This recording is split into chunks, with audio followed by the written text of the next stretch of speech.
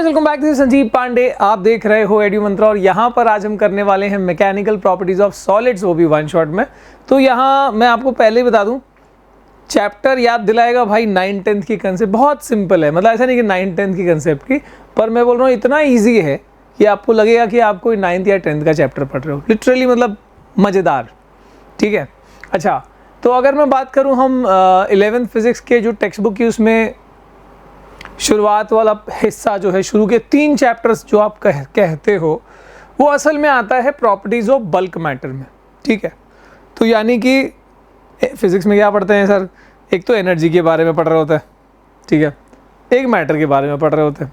तो थोड़ा सा मैटर के अंदर आके देख रहे हैं अभी हम कि जो सॉलिड होता है या जो फ्लूइड्स होता है, फ्लूइड्स में क्या क्या आता है, लिक्विड्स आ गए, गैसेस आ गए। तो जो सॉलिड्स होता है, यहाँ पर हम पर्टिकुलरली फ्लूइड्स में लिक्विड्स का पढ़ रहे होंगे, ठीक है। ये आपका सेकेंड चैप्टर फॉर्म करेगा इस किताब का, and this will be the third chapter, thermal properties of matter. हम जो चैप्टर अभी आज जो करने जा रहे हैं, this is the first chapter, ठीक है, that is the mechanical properties of solids, ठीक है। तो सॉलिड्स के अंदर की दुनिया को थोड़ा सा और एक्सप्लोर किया जाए। हमने रिजिड सॉलिड्स पढ़ा था पिछली बार, रिजिड बॉडी, और फिर उसका अलग अलग उसके सिस्टम ऑफ पार्टिकल का पूरा मोशन और सब कुछ देखा था। यहाँ पे अपन सॉलिड्स के थोड़ा सा अलग डायमेंशन को एक्सप्लोर करेंगे, ठीक है। तो जैसे कि आपको पता ही है भाई, सॉलिड क्या होता है, they have definite shape, definite volume, वो तो ठीक है। अब इसमें भी क्या हो जाता है बेटा, इसके 2 टाइप्स हो जाते हैं। एक जिनको मैं कह सकता हूँ रिजिड टाइप के सॉलिड्स, और दूसरा क्या होता है, अरे भाई नॉन रिजिड। इनमें अंतर क्या होता है सर, ये अगर पिछला चैप्टर पढ़ा है जिन्होंने, रोटेशनल वाले में मैंने बताया था, इनमें अंतर क्या होता है। इनमें अंतर ये होता है बच्चा कि इसमें the dimensions do not change even in application of infinite force. Their dimensions do not change even on application of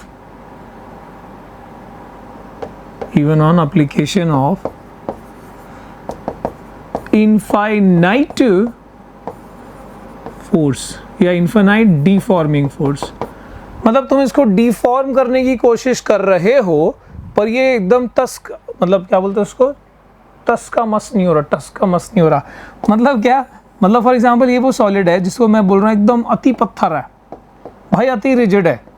तो इसका मतलब क्या है कि इनकी जो पार्टिकल्स होंगे ना, उनकी जो आपस में जो रिलेटिव पोजिशन होगी, it is not going to change. The relative position of particle is not going to change. वो आपस में जो डिस्टेंस पे हैं, रिलेटिव डिस्टेंस वो उतना ही रहेगा, क्योंकि यहाँ पर कुछ नहीं हो रहा। तुम कितना भी फोर्स लगा रहे हो, कुछ नहीं हो रहा। मतलब हालांकि आइडियली कोई भी चीज़ परफेक्टली रिजिड नहीं हो सकती। मैंने यहाँ इन्फिनाइट फोर्स बोल दिया, थोड़ा सा वो एग्जैजरेशन है, ठीक है। मतलब परफेक्ट तो कोई चीज़ नहीं होती, ना ही परफेक्टली रिजिड, ना ही परफेक्टली नॉन रिजिड। बट यहाँ पर आप ये कह सकते हो कि थोड़ा सा प्रैक्टिकल केस में इस तरीके से आप एक स्टोन, एक बहुत हार्ड रॉक सॉलिड स्टोन जो है आप यहाँ पे ले रहे हो, जिस पे तुम काफ़ी ताकत लगा रहे हो, लेकिन पार्टिकल्स मतलब उसमें कोई दबाव या ऐसा कुछ डिफॉर्मेशन नहीं हो रहा, ठीक है।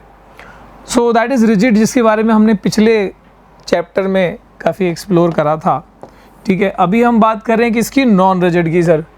सो नॉन रिजिड क्या होते हैं, जहाँ पर deform body will get deformed by deforming forces, they get deformed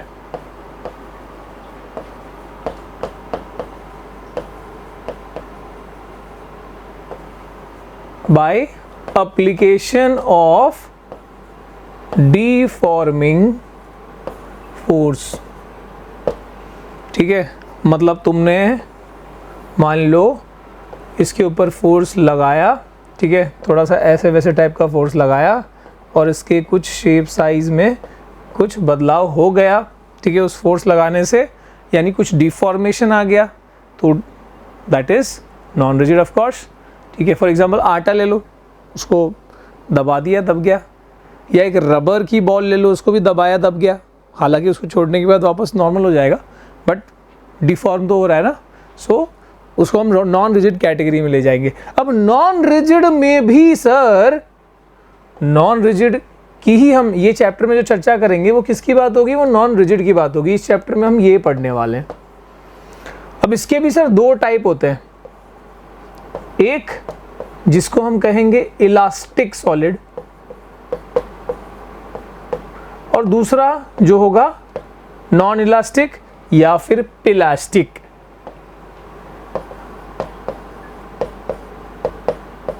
ठीक है, तो हमारा चैप्टर का पूरा डिस्कशन ही इस डोमेन के अंदर होगा, नॉन रिजिड, और उसमें भी हम थोड़ा सा इलास्टिसिटी और ये जो थोड़ा सा प्लास्टिक, ऑब्वियसली ये इन चीज़ों के बारे में हम डिस्कस कर रहे होंगे। तो आइए शुरू करते हैं। सबसे पहले what do you mean by elasticity? थोड़ा सा क्लियर मन से सोचो तो अपने आप डेफिनेशन आ जाएगा, मुझे बोलने की ज़रूरत नहीं पड़ेगी। What is elasticity? डिफाइन बनाना शुरू करो ना डेफिनेशन। हमने सीख तो लिया है क्या एग्जैक्टली, डेफिनेशन बनाना शुरू करो। Elasticity is the property of solid or a body, property of a body by virtue of which it regains its original dimension after the removal of external deforming force। ठीक है, कमाल है भाई, बना लिया तुमने। ठीक है, यहाँ पर इलास्टिसिटी की बात कर ले, मैं पहले डेफिनेशन लिखूँ फिर ये बता दूंगा। ठीक है,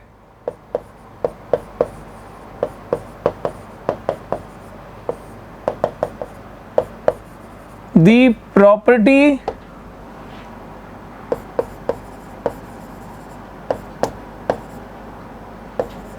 of a body by virtue of which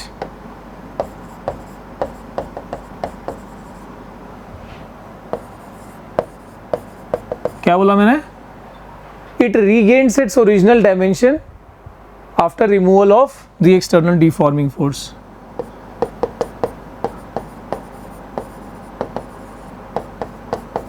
original dimension upon removal of external deforming force, upon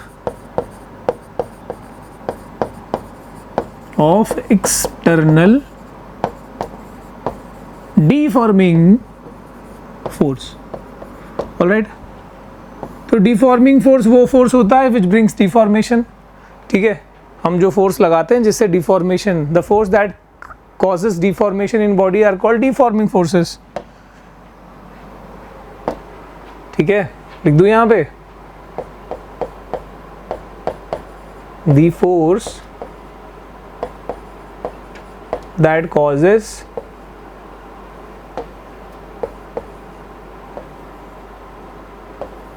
deformation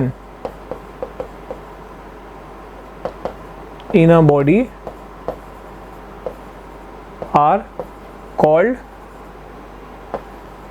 deforming force।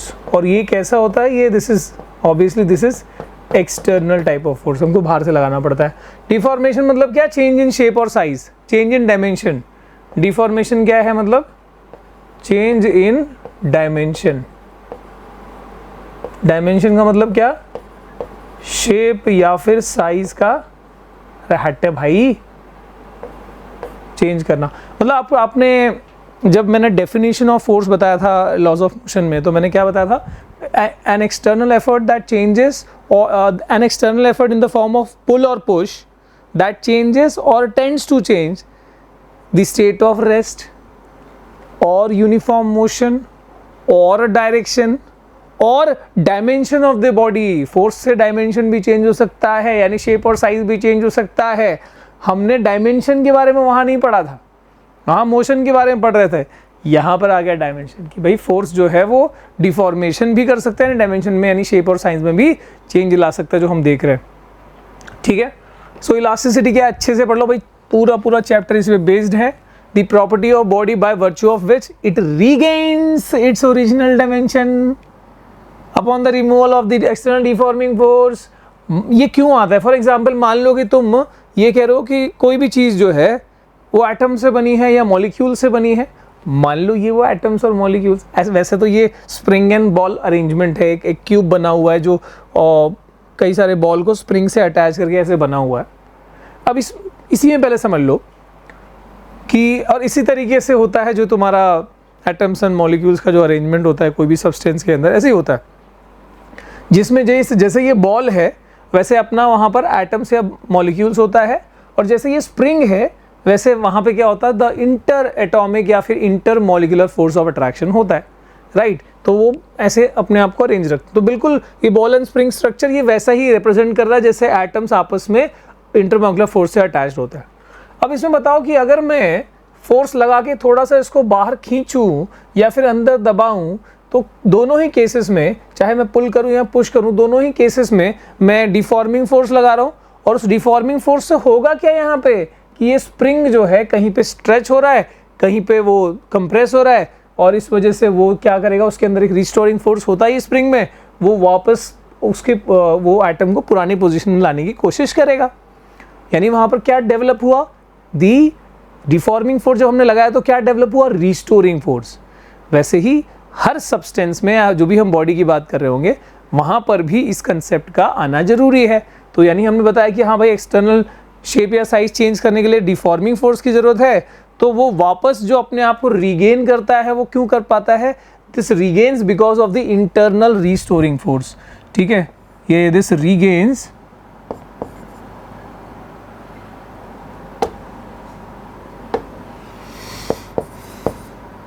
this all happens because of internal restoring force।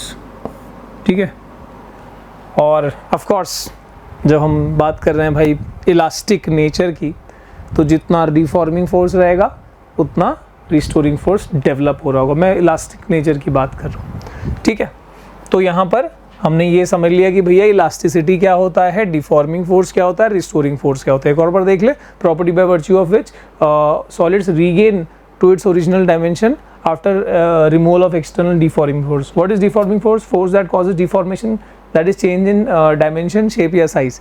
मतलब डायमेंशन का मतलब ये होता है शेप या साइज। ठीक है, इन अ बॉडी। सो अब ये जो रीगेन कर पाता है इट इज़ बिकॉज कि उसके अंदर एक रिस्टोरिंग फोर्स भी होता है जो डेवलप होता है जैसे ही हम डिफॉर्मिंग फोर्स अप्लाई कर रहे होते हैं। ओके सर, इलास्टिसिटी समझ में आ गई, तो मैं परफेक्टली इलास्टिक बॉडी किसको कह सकता हूँ? परफेक्टली इलास्टिक बॉडी किसको कह सकता हूँ? सब कुछ सेम आएगा, the property of by virtue of which, यहाँ पर आएगा body which completely regains its original dimension. ठीक है, द बॉडी विच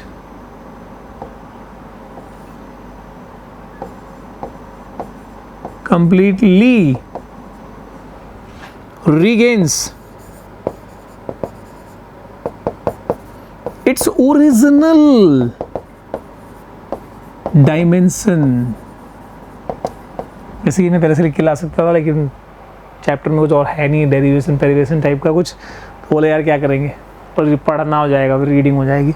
बाकी आप बताना, आपको अगर टाइम सेव करना है अगली बार से, we can do that too. ठीक है, completely regains its original dimension upon removal of external deforming force।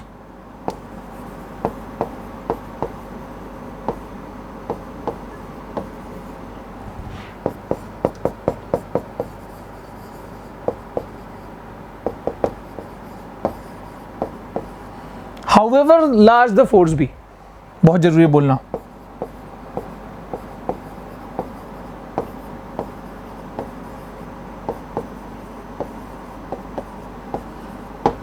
मतलब ऐसा आइडियल बॉडी जो किसी भी शर्त में इलास्टिक हो।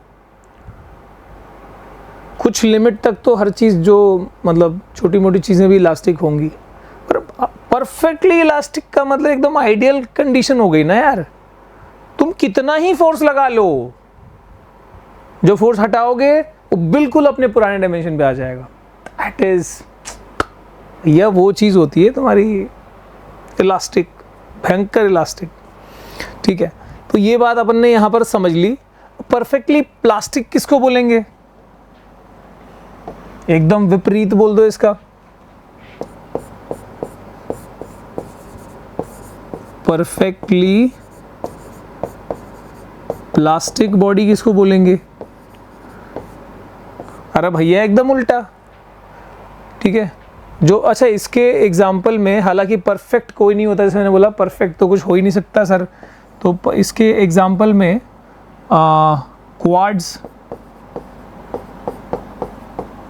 जो बहुत क्लोज टू परफेक्टली इलास्टिक हो, क्वाड्स हो गया और फॉस्फर ब्रॉन्ज हो गया।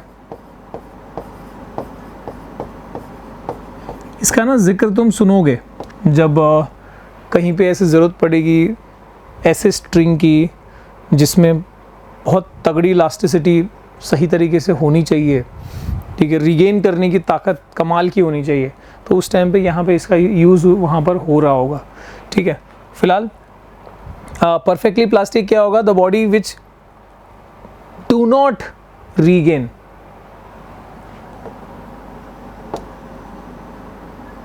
ठीक है, the body which do not regain its original dimension on removal of external deforming force,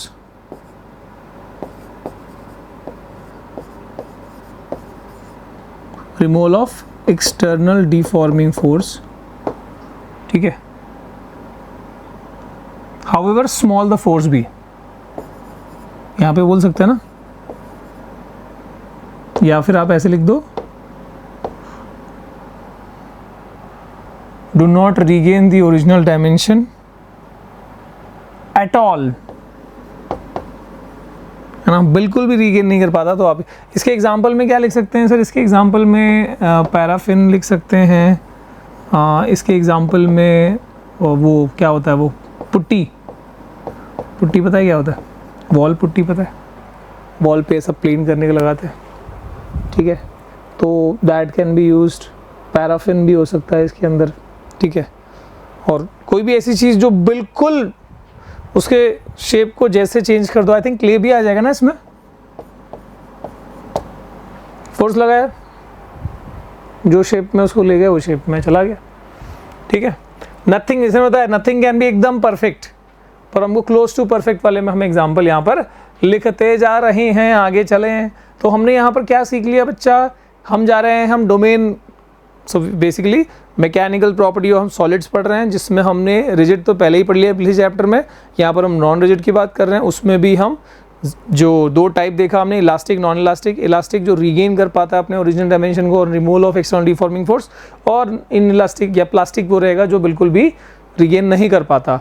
अब हम थोड़ा सा इलास्टिसिटी के अंदर और आगे चल के देखते हैं कि भाई इसके अंदर कौन सी फिजिकल क्वांटिटीज़ है। भाई फिजिक्स पढ़ रहे हैं, फिजिकल क्वांटिटी नहीं आएगा तो काम कैसे चलेगा? तो यहाँ पर वो चीज़ें जो है पिक्चर में आएंगी, the cause and the effect. Sir ये क्या है यार, मेरे किताब में तो दिया ही नहीं है। इस तरीके से अगर पढ़ोगे ना मज़ा आ जाएगा। तो यहाँ पर द कॉज में मैं लिख देता हूँ, तुम्हारी किताब में क्या दिया है? तुमको दिया है स्ट्रेस, ठीक है, एंड द इफेक्ट में तुमको दिया है स्ट्रेन, ठीक है। तो एग्जाम में मत लिख देना stress is the cause, strain is the effect. लिख दोगे तो टीचर समझदार रहेगा तो लिख, मतलब सही भी बोलेगा, पर वो डेफिनेशन नहीं है। स्ट्रेस और स्ट्रेन क्या है? मतलब आप जो फोर्स लगाते हो, है ना, आपने एक एक्सटर्नल एफर्ट लगाया और उससे उसके अंदर क्या हुआ, एक एक्सटेंशन। मान लो एक वायर है, वायर को फोर्स लगा के खींचा तो उसमें उसके अंदर क्या हुआ, एक्सटेंशन हुआ। तो आपने जो फोर्स लगाया, फोर्स लगा के जो खींच रहे हो, that is the reason for stress. मतलब वो फैक्टर को हम स्ट्रेस के अंदर ले जाएंगे। और जो एक्सटेंशन वहाँ पर हुआ है, वो चीज़ जो उसमें चेंजेस आए हैं, जो डायमेंशन में चेंज आया है, वो अपना स्ट्रेन में काउंट हो जाएगा, ठीक है। So stress is nothing but it is force applied the restoring force मतलब the deforming force applied per unit area. ठीक है,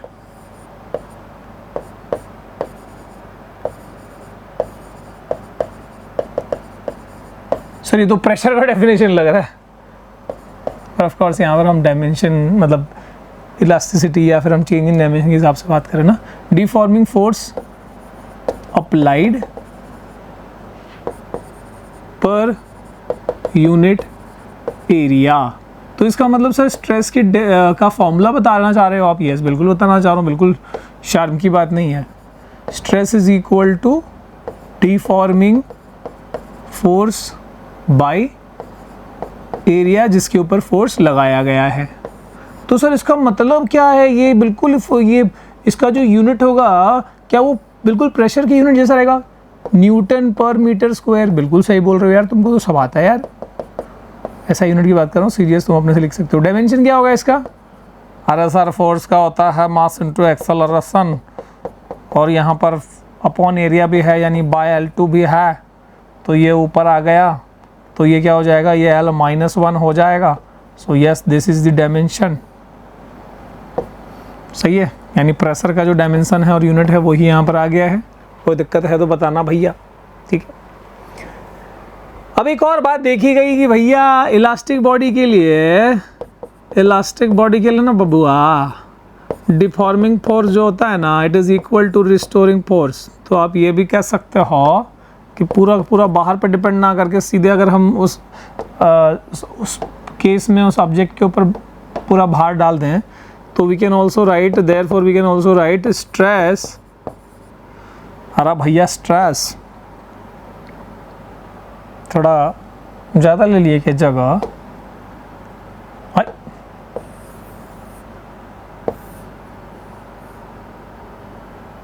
चलिए ठीक है, तो यहाँ पर फॉर्मूला क्या बन जाएगा? यहाँ पर फॉर्मूला बन जाएगा therefore stress is equal to restoring force per unit area भी आप कह सकते हो। Either you can call this और दिस। तो स्ट्रेस से याद रखो ये लगभग प्रेशर के जैसा ही हम इसको ट्रीटमेंट दे रहे हैं, वैसे थोड़ा सेम नहीं है वैसे, पर आपको याद रखने के लिए। ठीक है, so deforming force applied per unit area is stress. ठीक है सर, सर स्ट्रेन क्या होगा? स्ट्रेन आपने बताया कि चेंज इन डायमेंशन, वो सारी बातें बता रहे थे आप, तो बताओ क्या था वो? Change in dimension per unit original dimension. ठीक है, सो इट इज मैं ऐसे ही बोल सकता हूँ, या मैं ये भी कह सकता हूँ ratio of change in dimension to that of original dimension. It is ratio of change in dimension to that of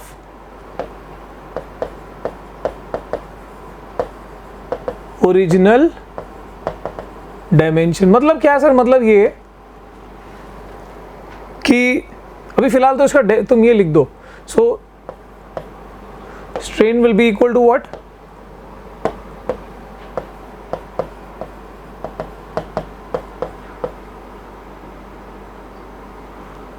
change in dim by orig dim. ठीक है, ये तुमने लिख दिया।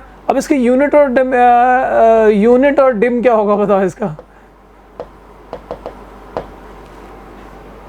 अरे भाई रेशियो ऑफ सेम क्वांटिटी,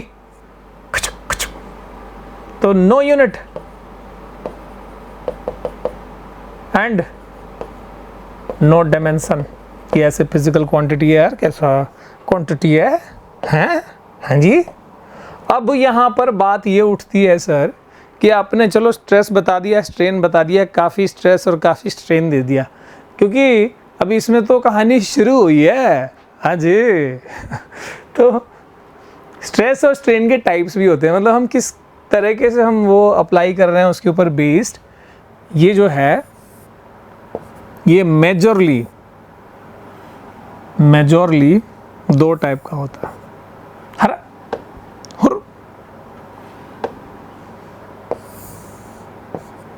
एक होता है नॉर्मल स्ट्रेस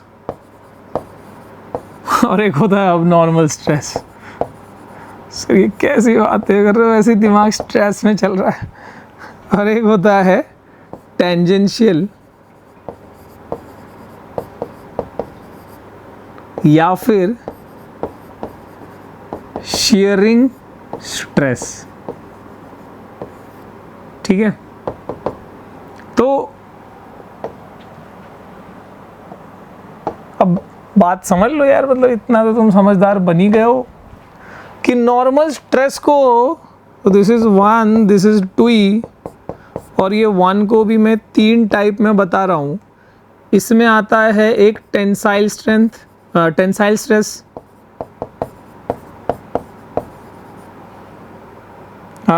एक सेकेंड, इसमें हाँ ठीक है, टेंसाइल स्ट्रेस। एक आता है कंप्रेसिव स्ट्रेस,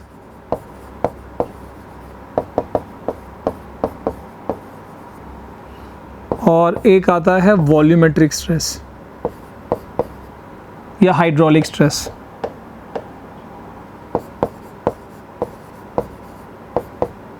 ड्रॉ, ठीक है सर। यार इतने टाइप बता रहे हो, पहले ना इसका मीनिंग बता दो, ये ना दिमाग को टेंशन दे देता है फिर। तो बता देंगे, कोई बात नहीं, कोई टेंशन की बात नहीं है, मतलब इतना टेंशन लेने की ज़रूरत नहीं है। ठीक है, अब ना ये जो दोनों चीज़ें हैं ना, पहला और दूसरा, ये लॉन्गिट्यूडनल की कैटेगरी में आता है। लॉन्जिट्यूडनल की कैटेगरी में आता है पहला और दूसरा, दिस एंड दिस। मतलब इसमें याद रखो कि जो चेंज होगा वो लेंथ इंक्रीज हो रहा होगा, और दूसरा कंप्रेसिव वाले में क्या होगा, लेंथ जो है वो डिक्रीज हो रहा होगा। और क्योंकि लेंथ से जुड़ा है इसके लिए लॉन्गिट्यूडनल बोल रहा हूँ मैं। ठीक है, तो यानी कि अब सर बता दो यार, इतना क्यों सस्पेंस रख रहे हो, पहले ये समझ लो ना। हाइड्रोलिक में क्या होता है, हाइड्रोलिक में वॉल्यूम का फर्क पड़ता है। ठीक है, यहाँ पर चेंज इन वॉल्यूम होगा।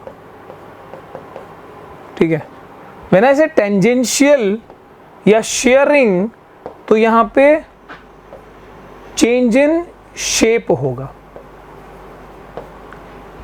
ठीक है, मतलब ये स्ट्रेस क्या क्या कर सकते हैं जरा समझ लो। एंड व्हेन आई से नॉर्मल, जब मैं नॉर्मल कह रहा हूं तो नॉर्मल का मतलब क्या है सर, नॉर्मल का मतलब है परपेंडिकुलर, मतलब परपेंडिकुलर फोर्स लगाओगे एरिया पे तो ये मामले हैं। और जब मैं टेंजेंशियल बोल रहा हूं तो of course this is parallel to the area.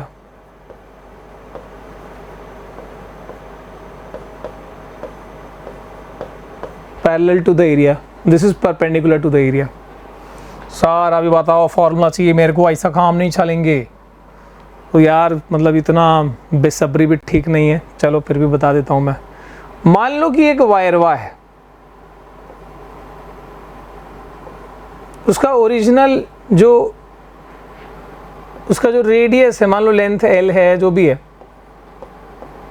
और उसमें जो इंक्रीज आया है वो डेल्टा L आया है। ठीक है, वो इधर से फोर्स लगाया तुमने, बहुत छोटा बता रहे हो सर। कहाँ बताऊं, चलो इधर ले चलते हैं। ठीक है,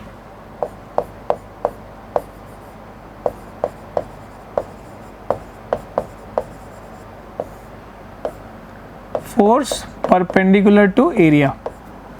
ठीक है, तो मान लो कि ऐसे एक सीलिंग के ऊपर एक ऐसे वायर लटका दी। ठीक है, जिसका रेडियस R है, एरिया भले A है पर रेडियस R है। ठीक है, इसकी लेंथ सर L है, और जब ये लेंथ में चेंज कर रहा है तो वो डेल्टा L है, मतलब हमने जो फोर्स लगाया उसकी वजह से जो चेंज हुआ है वो डेल्टा L हुआ है। ठीक है, अच्छा तो अपना डेफिनेशन क्या था इसका सर, कौन सा वाला था वो, पहला वाला, tensile stress. So tensile stress will be what, tensile stress, T लिखना सही नहीं रहेगा ना, क्योंकि टेंजेंशियल स्ट्रेस भी यही होता है। Tensile stress is equal to force applied, formula क्या स्ट्रेस का, फोर्स बाय एरिया है, force applied per unit area. तुम्हारा फोर्स तो फोर्स रहने दो, एरिया क्या है यहाँ पर सर्कल का है पाई आर स्क्वायर, मतलब क्या ही है। और जब इसमें लेंथ डिक्रीज हो रहा हो, मतलब कहानी जब उल्टी हो कि भाई अंदर की तरफ गंगा बह रही है, तो माइनस डेल्टा एल वाली कहानी है। उस टाइम पे फोर्स को हम अंदर की तरफ अप्लाई कर रहे थे, है ना, फोर्स जो है लेंथ को कम कर रहा था। ऐसे में क्या लिखा जाएगा, compressive stress, and that is equal to what, that is equal to, formula तो वही रहेगा अपना, F by pi r square. ठीक है, इसमें कोई टेंशन नहीं है, जब स्ट्रेन में जाएंगे तब ये चीज़ बदल रही होगी। ओके, और एक चीज़ सर, अब हमारे तीसरे वाले पे, तीसरा वाला क्या है, दी वॉल्यूमेट्रिक या फिर हाइड्रोलिक। हाइड्रोलिक वाले में आप ये समझ लो, कलर बदल लो भैया पहले तो,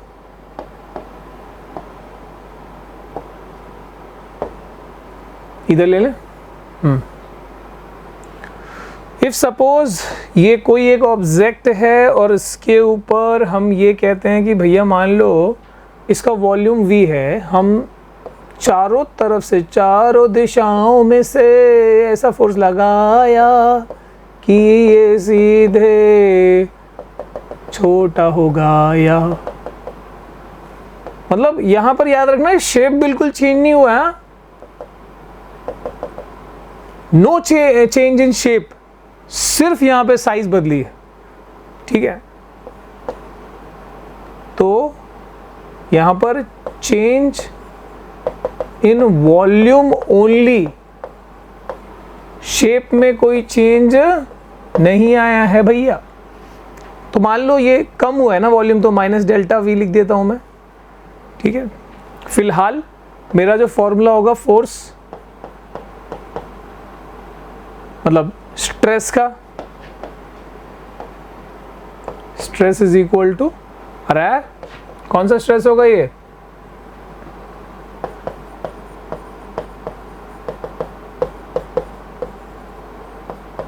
force applied per unit area, this stress will be force upon area.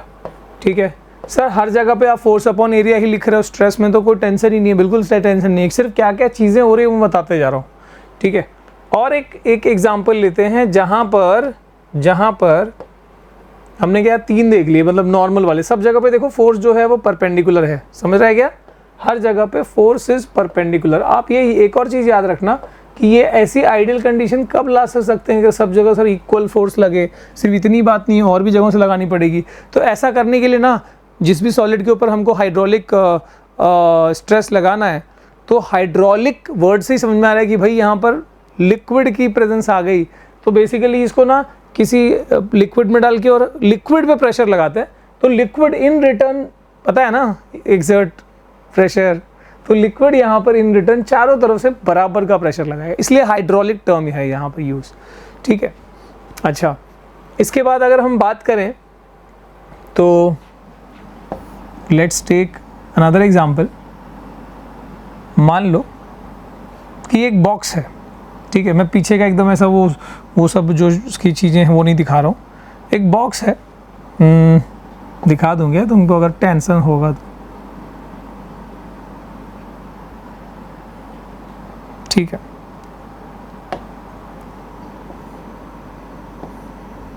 लल्ला लल्ला लोरी दूध की कटोर। अब इस बॉक्स का मान लो एक क्यूब है, प्रॉपर क्यूब है, लेंथ जो है इसका L है साइड का। अब इसके ऊपर हमने क्या करा, नंबरिंग नेमिंग जो तुमको देनी दे दो, उससे फ़र्क नहीं पड़ता, मेरे को यहाँ पर जिस पे फोकस करना है वो कर रहा हूँ। इस पे ऐसे फोर्स लगाया, इसके ऊपर वाले एरिया पे ऐसे फोर्स लगाया। अब ऐसे फोर्स लगाया तो यहाँ पे क्या होगा sir, this is the force, ये ऐसे डिस्प्लेस होगा। याद रहे यहाँ पर वॉल्यूम चेंज नहीं होगा, वॉल्यूम चेंज यहाँ पे बिल्कुल भी नहीं होगा, यहाँ पे शेप चेंज ओनली, ठीक है। तो मान लो ये बेंड हुआ थोड़ा सा, पूरी कहानी ऐसे, ठीक है।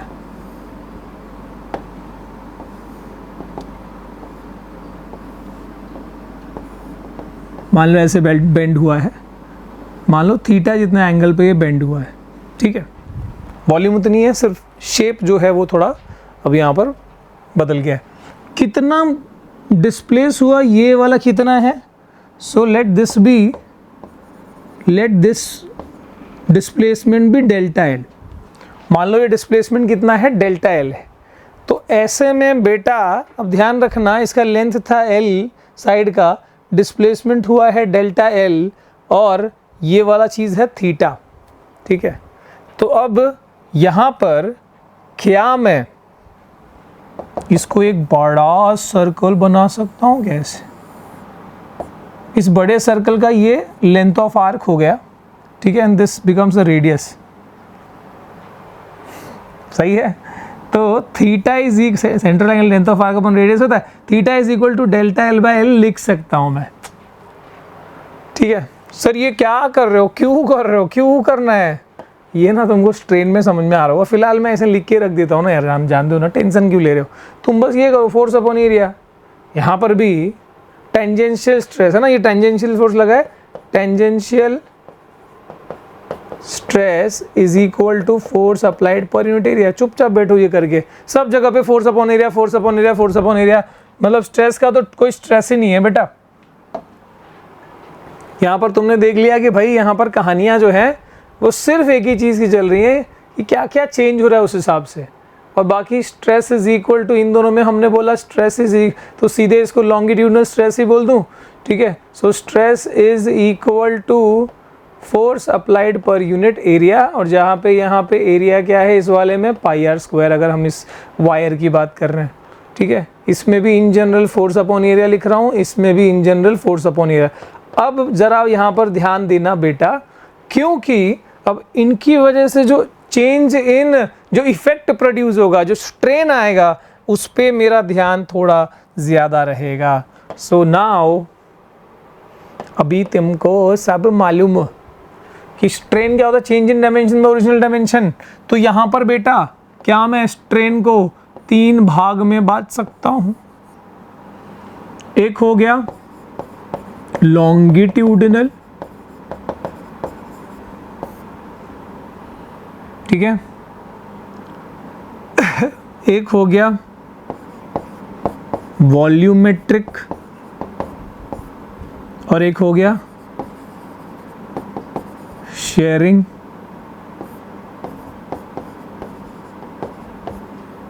ठीक है। Longitudinal, volumetric, longitudinal strain, volumetric strain, and this is sharing strain. तो इसमें नाउ चेंज इन क्या है, लॉन्गिट्यूडनल में क्या है, लेंथ चेंज हो रहा है, वॉल्यूमेट्रिक में क्या है, वॉल्यूम चेंज हो रहा है, शेयरिंग में क्या है, शेप चेंज हो रहा है, ठीक है। तो क्या अब मैं वो पिछले वाले डायग्राम को दिखाऊं या तुमको सीधे बता दूं? सर सीधे बता दो, यूनिट डायमेंशन तो कुछ होता नहीं, टेंशन नहीं है। लेंथ चेंज होगा मतलब क्या, change in length by original dimension, क्या change in dimension by original dimension, यहाँ पर हो जाएगा change in length by original length.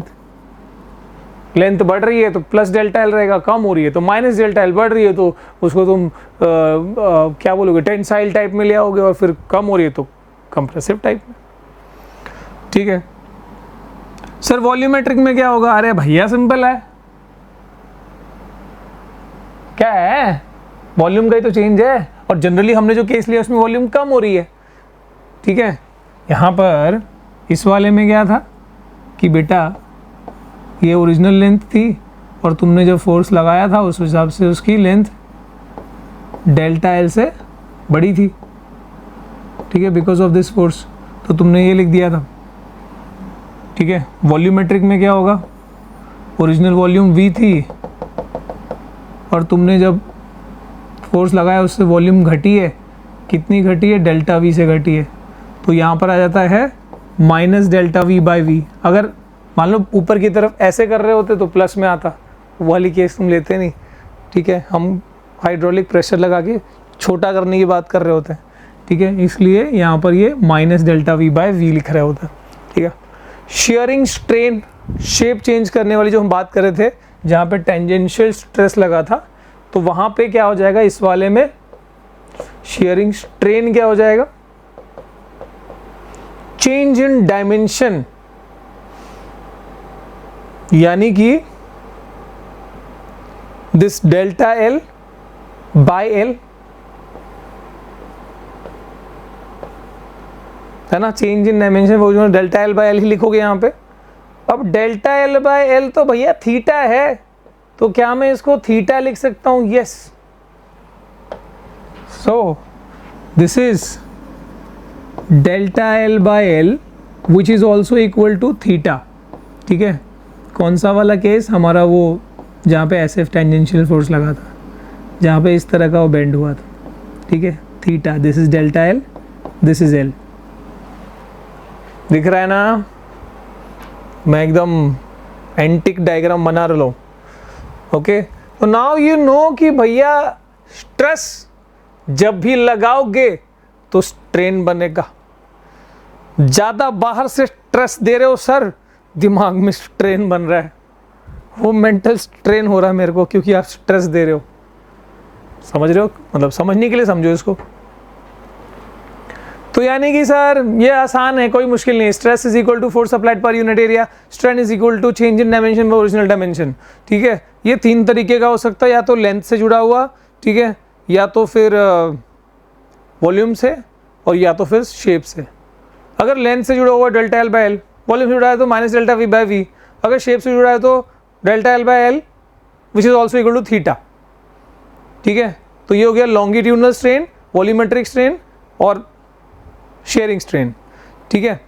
अब स्ट्रेस की अगर हम बात करें तो स्ट्रेस वाले में दो ही मेन टाइप है, एक नॉर्मल स्ट्रेस जहाँ पर फोर्स परपेंडिकुलर टू एरिया लगता है, और एक टेंजेंशियल स्ट्रेस जहाँ पर फोर्स पैरेलल टू एरिया लगता है, ठीक है। जहाँ पर परपेंडिकुलर टू एरिया लगता है वहाँ पे दो चीज़ें हो सकती हैं, या तो लेंथ बढ़ेगा या घटेगा, या तो वॉल्यूम चेंज हो सकता है जिसके लिए हाइड्रोलिक सिस्टम लगाना पड़ेगा, और यहाँ पर तो हमने बता ही दिया। चलिए सर आगे चलते हैं, आपने इतना सब बता ही दिया है तो अब थोड़ा आगे बता दीजिए कि स्ट्रेस और स्ट्रेन को लेके क्या करेंगे, उसका अचार डालेंगे क्या अपन? कहाँ से बात शुरू करी थी आपने कि भाई सॉलिड इलास्टिक, सॉलिड इलास्टिसिटी, वाह सुनने में कितना अच्छा लगा, फिर स्ट्रेस और स्ट्रेन पे लेके आ गए। बहुत ईजी है भाई, ये तुमको याद हो गया ये, ठीक है। अभी स्ट्रेस और स्ट्रेन को आपस में रिलेट भी तो करना जरूरी है बेटा, इसके बिना काम ही कैसे चलेगा। तो यहाँ पर एक हुक्स लॉ जो है वो यहाँ पर आ जाएगा, ठीक है। सो हुक्स लॉ और हम यहाँ पर कर रहे होंगे, उससे पहले थोड़ा सा इलास्टिक लिमिट समझ लेते हैं कि इलास्टिक लिमिट, सर किसी भी ऑब्जेक्ट की इलास्टिक लिमिट ये होती है, किसी भी बॉडी की इलास्टिक लिमिट वो होती है जब तक ये वो लिमिट होती है जहाँ तक आप फोर्स लगाओगे तो वो अपनी पुरानी डायमेंशन को रीगेन करने की ताकत रखता है। उससे ज़्यादा फोर्स लगा रहे होगे, उससे ज़्यादा स्ट्रेस अप्लाई कर रहे होगे, तो उसकी ताकत क्या हो गई है, अब वो वापस से अपने पुराने डायमेंशन में नहीं आएगा, उसमें अब वो परमानेंट एक सेट आ जाएगा, एक प्लास्टिक मतलब एक चेंज इन डायमेंशन हमेशा के लिए हो जाएगा। सो वहीं तक स्ट्रेस लगाना ठीक है जहाँ तक वो वापस अपने पुराने डायमेंशन पे आ जाए, तो वो जो लिमिट होगी that is the elastic limit. Elastic limit of a body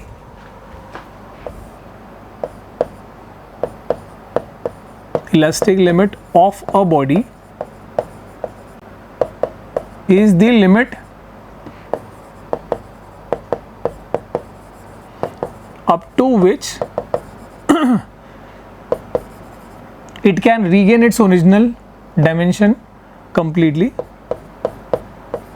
It can regain its original dimension completely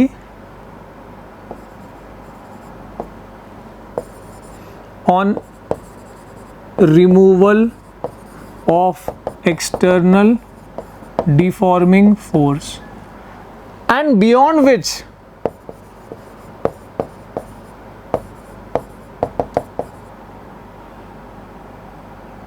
it do not regain, है ना, उस लिमिट तक तो रिगेन कर लेगा, लेकिन उस लिमिट के beyond, and beyond which it do not regain its original dimension on removal of external deforming force, that is it loses its elasticity, that is it loses its elasticity.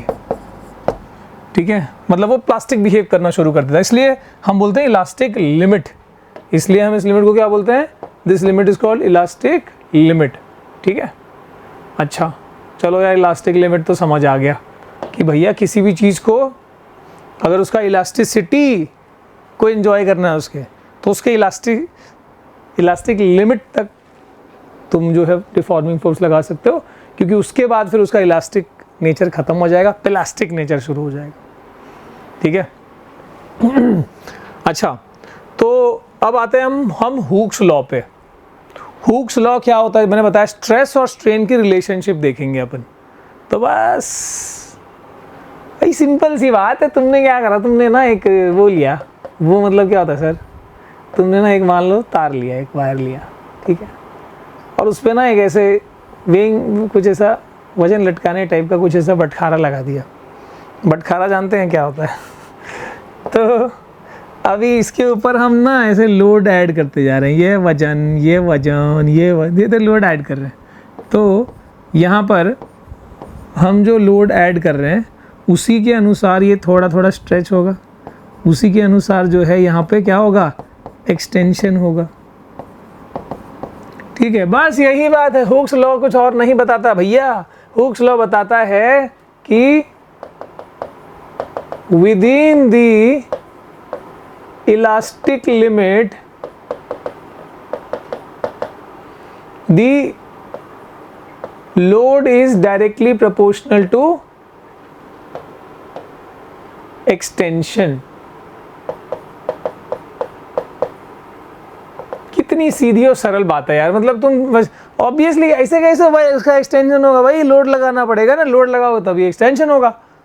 ठीक है, तो ये इतनी सरल बात के लिए हुक्स लॉ को हुक्स बना दे. बताओ भाई क्या ही बताएं, अब मैं क्या ही बोलूं. अरे यार रोना आ जाता है कभी कभी. क्या नाटक करते सर. क्या करे, बंद कमरे में कल कल पढ़ाना यार, कुछ नहीं है यहाँ पे यार. पानी भी है, पानी है, थोड़ा पी लो यार तुम भी.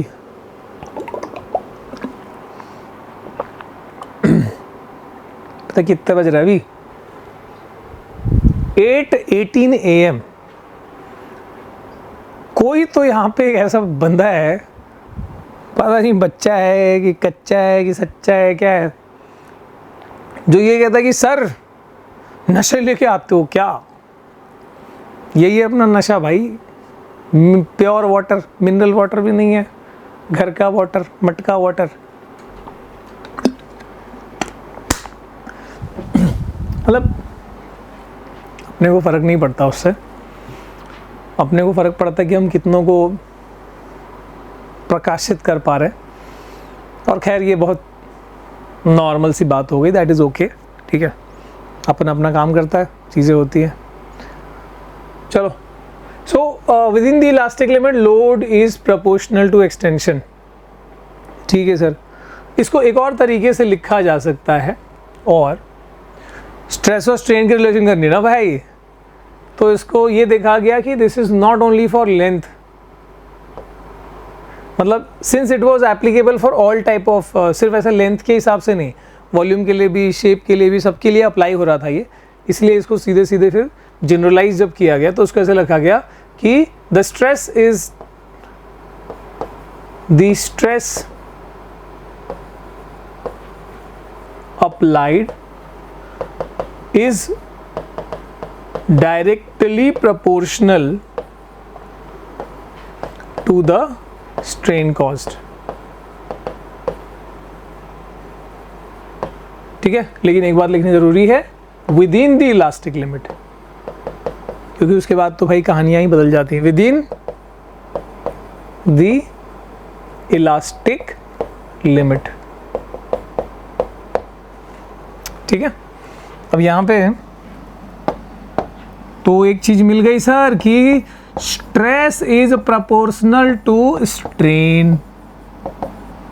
वाह वाह वाह वाह, ये तो बिल्कुल सर वैसे लग रहा है जैसे ओम्स लॉ पढ़ा था हमने कि भाई जितना V रहेगा उतना I रहेगा.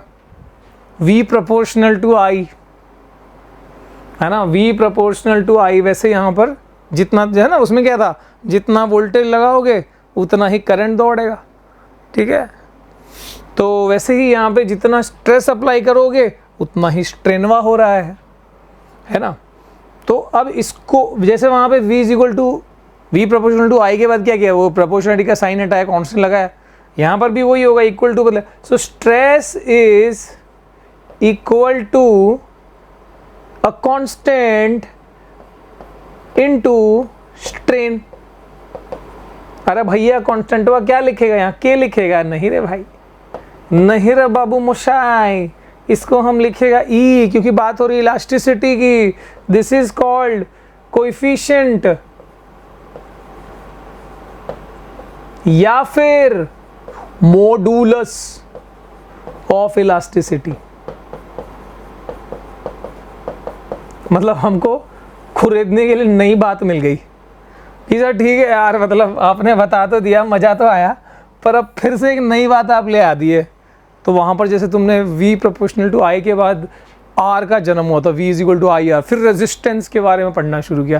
वैसे यहाँ पर भी भाई ऑफ कोर्स यहाँ पर V proportional to stress proportional to strain आया, stress is equal to E into strain, this is modulus of elasticity. Let's study modulus of elasticity. तो भाई साहब आ गए मॉडुलस ऑफ इलास्टिसिटी, जिसको हमने जनरली क्या कहा, E. And what is this? अरे भाई रे भाई, कैसा चलेगा रे, कैसे डिफाइन करेगा रे इसको? E इज इक्वल टू, अरे इसको नीचे ले जा रहा है, स्ट्रेस बाय स्ट्रेन ना, स्ट्रेस बाय स्ट्रेन. सही है ना?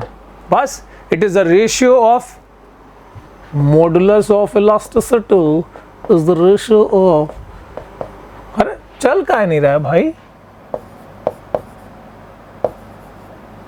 Ratio of stress to strain. क्या इसका कोई यूनिट होगा? भाई नहीं होगा यार, नहीं होगा, बिल्कुल कतई होगा. इसकी यूनिट नहीं होती. अरे भाई इसकी तो होती है, तो इसकी यूनिट क्या होगी? वही होगी जो उसकी थी. वाह, इसकी उसकी पढ़ा रहे हो सर. और डिमेंशन क्या होगा? वही होगा जो इसका था.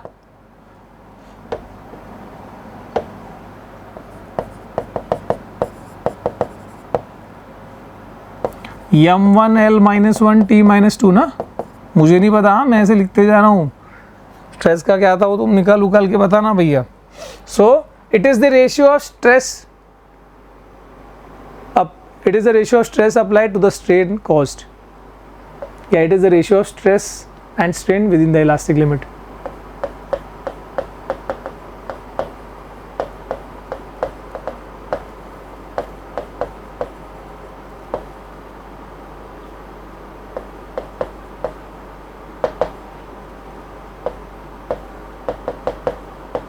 Within the elastic limit. Sir ये तो ठीक है, मतलब आपने उसी चीज़ को घुमा के लिख दिया, कुछ और बात तो नहीं करी नहीं है. मतलब मॉडुलस ऑफ इलास्टिसिटी लिख दिया और लोग से खाली, और वो लिख दिया, ऐसे थोड़ी होता है सर. कुछ और बताओ बताओ बताओ. तो इसके भी ना अपन क्या करेंगे, विभाजन करेंगे. 3 टाइप से देखेंगे. क्या सर, मतलब क्या ही कर रहे हो आप? एक जिसको बोलते हैं Young's modulus of elasticity.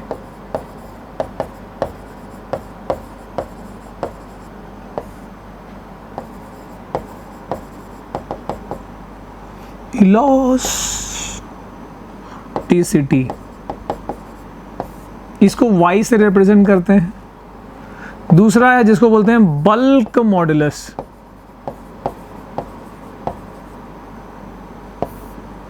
Of elasticity, इसको किससे रिप्रेजेंट करते हैं? बी से ऑफ कोर्स। और एक होता है मॉडुलस ऑफ रिजिडिटी।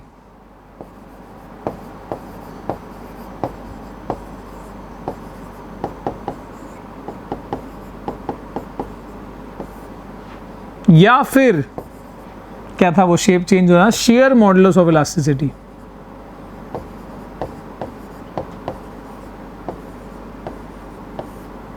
ठीक है, इसको जी से रिप्रेजेंट करते हैं। ओके, इसको जी से रिप्रेजेंट करते हैं।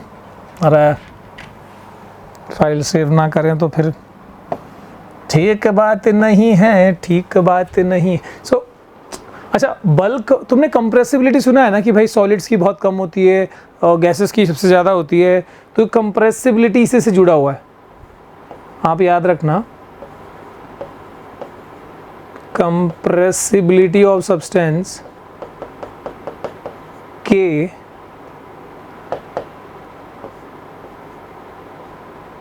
अरे थोड़ा छोटा स्टाइल में K is equal to, it is a reciprocal of bulk modulus. याद रखना, याद रखना, मैं बता रहा हूँ क्या है, कोई दिक्कत की बात नहीं है। और एक और चीज़ जो जनरली पाई जाएगी वो ये है, किसी भी ऑब्जेक्ट का जो मॉडुलस ऑफ रिजिडिटी है वो उसके यंग्स मॉडुलस से 1/3 होता है। मैं ये सब इसलिए पहले बता रहा हूँ कि थोड़ा सा ना तुमको इसकी इम्पोर्टेंस भी समझ में आए कि कभी, ठीक है। सो कंप्रेसिबिलिटी, कैलकुलेट दी कंप्रेसिबिलिटी, निकाल लेंगे यार, बल्क मॉडुलस निकाल के उसका रेसिप्रोकल कर देंगे। ठीक है, तो वैसे हमको पता है कि ये मोटा मोटा है क्या चीज़। This is your modulus of elasticity, Young's modulus, bulk modulus और शेयर मॉडुलस। तो सर कर लो ना आप डिफाइन, मतलब इतना क्या ही ये कर रहे हो आप, चलो कर लेते हैं। यूनिट डायमेंशन तो भाई तुमको पता लगी गया, मैं सीधे सीधे फॉर्मूला लिखता हूँ। तो यहाँ पे क्या होगा, शेयर, मतलब यहाँ पर ऑफ कोर्स किसकी बात हो रही है? अरे भाई उसकी बात हो रही है जिसकी बात होनी चाहिए। टीचिक टीचिक टीचिक टीचिक टीचिक टीचिक, दिख रहा है क्या? This is theta, this is delta L, this is L. ठीक है, और इस पे जो फोर्स लगा है वो एफ है। इसकी कहानी आ गई, जो एरिया है ये ए है। ठीक है, और A is equal to L square भी लिख सकते हो, ऐसे कोई दिक्कत की बात नहीं है, ठीक। सो जी इज इक्वल टू क्या हो जाएगा? स्ट्रेस, कौन सा वाला स्ट्रेस? टेंजेंशियल, है ना। Modulus is nothing but stress by strain ना, तो ये क्या हो गया? Tangential stress by sharing strain.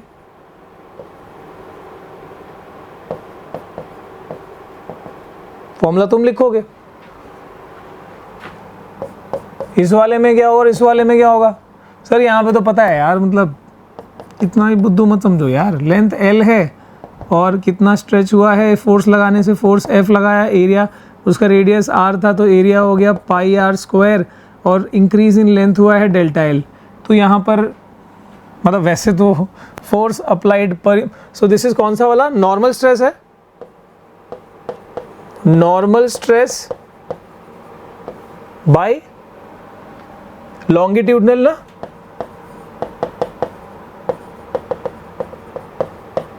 Strain, normal stress by longitudinal strain. और ये वाला कौन सा स्ट्रेस बाय कौन सा स्ट्रेन आएगा? इसमें है सर वो वाली कहानी। सर ये वो से पूरा निपटा रहे हो आप, तो फोर्स लगा रहे हैं हम, एरिया ये है, ओरिजिनल वॉल्यूम वी था, जो फोर्स लगाने से कितना चेंज, अरे तू कहाँ से आ गया रे, अरे ठीक है, ठीक, कितना चेंज हुआ है? Delta we. कौन सा स्ट्रेस है ये? परपेंडिकुलर टू द एरिया है, तो normal stress, normal stress by कौन सा चेंज है वॉल्यूम में? Volumetric, volumetric strain. मतलब चैप्टर सिर्फ पता है क्या है, सिर्फ ऐसे ही क्या ही बताऊं मैं। So the formula for Young's modulus is, sir कुछ मत बोलो, आप चुपचाप लिखो यहाँ पे। यंग्स मॉडुलस का फॉर्मूला है नॉर्मल स्ट्रेस यानी force upon area, volumetric strain यानी कि डेल्टा लेंथ बाय लेंथ। तो अगर इज्जत से लिखें तो इट विल बी, ये ऐसा हो जाएगा ना, L ऊपर आ जाएगा, F into L by delta L into pi r square. This will be your Young's modulus का फॉर्मूला। रटने की भी जरूरत नहीं है। Force upon area, so this bulk modulus is force upon area F by A, the whole upon change in minus delta V by V. So bulk modulus will be given by minus of V ऊपर आ जाएगा F into V by delta V into A हो गया।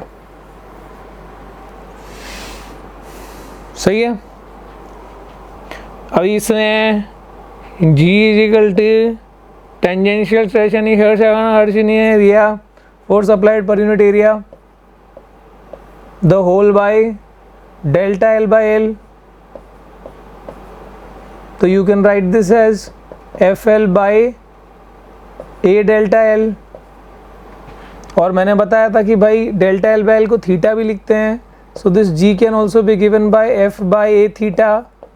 सही है बात, बिल्कुल सही है सर। G और Y का रिलेशन में बता दिया कि this is not for 100%, generally for most of the solids this is true। अच्छा एक और बात, हाँ एक और बहुत महत्वपूर्ण बात वो ये है कि Young's modulus only for solids, shear modulus only for, है ना, शेप चेंज की बात हो रही है यहाँ पर, तो भाई लिक्विड थोड़ी लेंगे अपन, फिक्स शेप होता ही नहीं वैसे भी उसका। ओनली फॉर सॉलिड्स, लेंथ की शेप की बात है हम किसके लिए कर रहे होंगे, सॉलिड्स के लिए बात कर सकते हैं ना। जबकि वॉल्यूम वाली बात जो है वो हम किसके लिए कर सकते हैं, लिक्विड के लिए कर सकते हैं। सो बल्क मॉडुलस जो है बेटा, ये सॉलिड, लिक्विड और गैस तीनों के लिए करा जा सकता है, ये याद रखना। तो आप ये कह सकते हो कि जिसका यंग्स मॉडुलस ज़्यादा होगा वो ज़्यादा इलास्टिक होगा। लिखो यहाँ पे,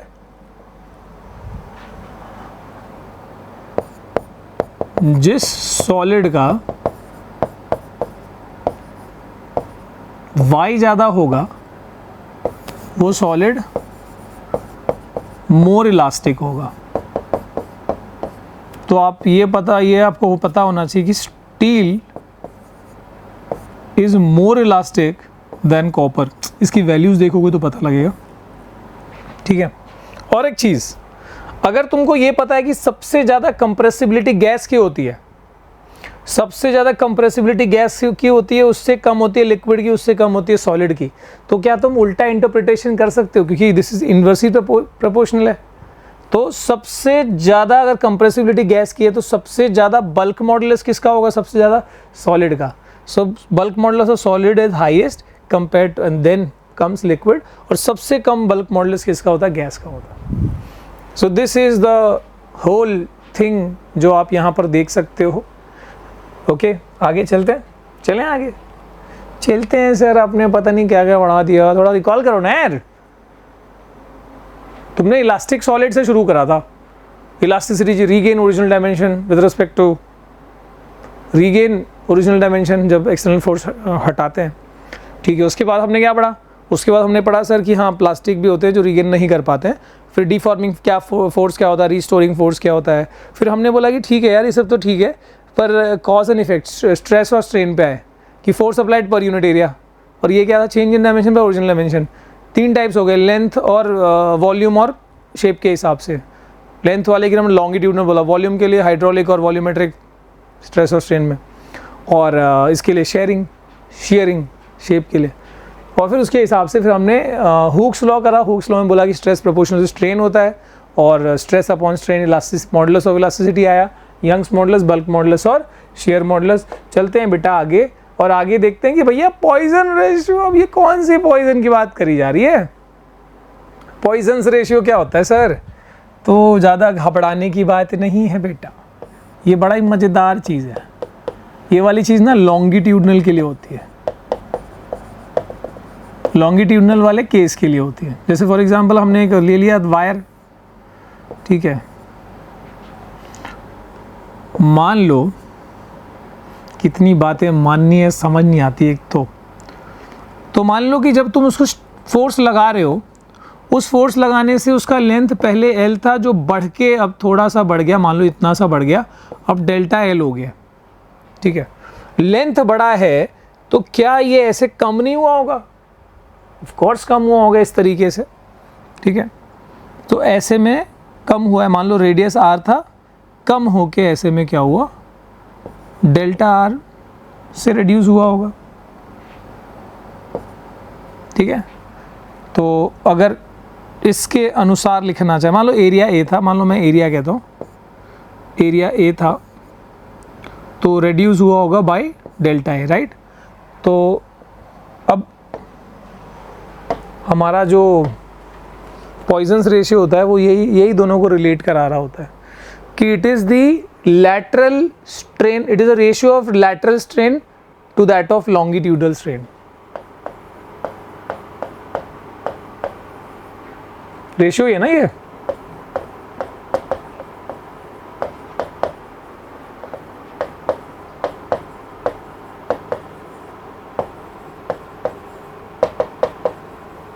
आई थिंक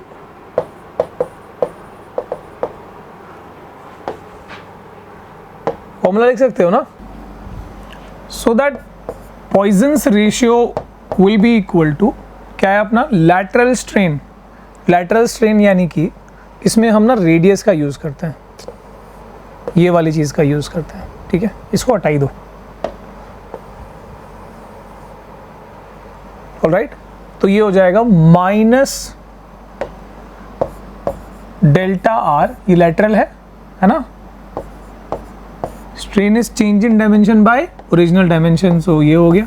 बाय लॉन्गिट्यूडनल यानी लेंथ वाला उसके बाद आएगा, लेंथ बड़ा है यानी delta L by L, so therefore this will be equal to minus of delta R into L by R delta L, so this is your Poisson's ratio. इसके बाद में हम देखते हैं स्ट्रेस और स्ट्रेन आपस में रिलेटेड कैसे हैं, उसको एक एक्सपेरिमेंट के थ्रू, और उसका एक पूरा का पूरा हम ग्राफ बना रहे होंगे। चलिए देखते हैं। अभी यहाँ पर एक बहुत अहम चीज़ आ रही है, and that is the stress strain relationship of a wire. Again तुमको क्या करना है भैया, वो चीज़ लेनी है ऐसी वाली, और यहाँ पर हमने ले लिया एक वायर, और इस वायर को हम क्या करेंगे, इतनी अजीब वायर, समझ लो, एंड इसके ऊपर हम वही बटखारा लगाएंगे, वजन बढ़ाएंगे, ठीक है। इस पर हम लोड ऐड करते जा रहे हैं, और इससे क्या होता जाएगा, यहाँ पर एक्सटेंशन आता जाएगा। इस चीज़ को क्या नाम देते हैं हम, इसको बोलते हैं स्ट्रेस, और जो ये आ रहा है उसको, इससे इस कंसेप्ट से क्या आता है, स्ट्रेन आता है, ठीक है। तो लोड और एक्सटेंशन वर्ड यूज़ नहीं करेंगे अब, ठीक है। हम बोलेंगे जितना हम स्ट्रेस लगा रहे हैं, है ना, उतना इसके अंदर एक खिंचाव पैदा हो रहा है, उसके हिसाब से यहाँ पर स्ट्रेन की बात हो रही, स्ट्रेस और स्ट्रेन के रिलेशन की बात हो रही होगी। और इसके लिए हमको क्या करना होगा सर, इसके लिए हमको करना होगा एक ग्राफ सा बनाना पड़ेगा। ग्राफ सा क्या होता है, ग्राफ बनाना पड़ेगा, और क्या, बढ़िया, बिल्कुल नहीं।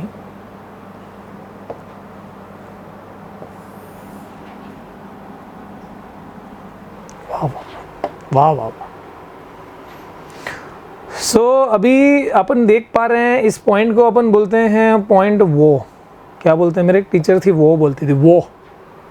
तो पॉइंट वो जो है, अब हम जब ये कर रहे हैं ना, स्ट्रेच करते जा रहे, तो व्हाट वी सी इज कि भैया यहाँ पर ना एक बहुत प्यारी सी लाइन बनती है, सीधी रेखा बनती है, सीधी रेखा, ठीक है, सीधी रेखा बनती है। ओके, तो ये सीधी रेखा क्या बताती है? मान लो इस पॉइंट को मैं कहता हूं पॉइंट ए, तो मतलब इसमें ये हो रहा है जितना तुम जिस हिसाब से स्ट्रेस बढ़ा रहे हो, बिल्कुल उसी हिसाब से डायरेक्टली प्रोपोर्शनल स्ट्रेन बढ़ रहा है।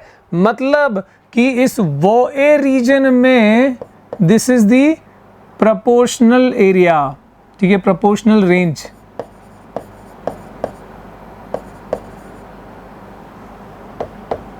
क्या बोल सकता हूं मैं? ये प्रोपोर्शनल रेंज है, तो ए क्या हुआ? ए प्रोपोर्शनल लिमिट हो गया।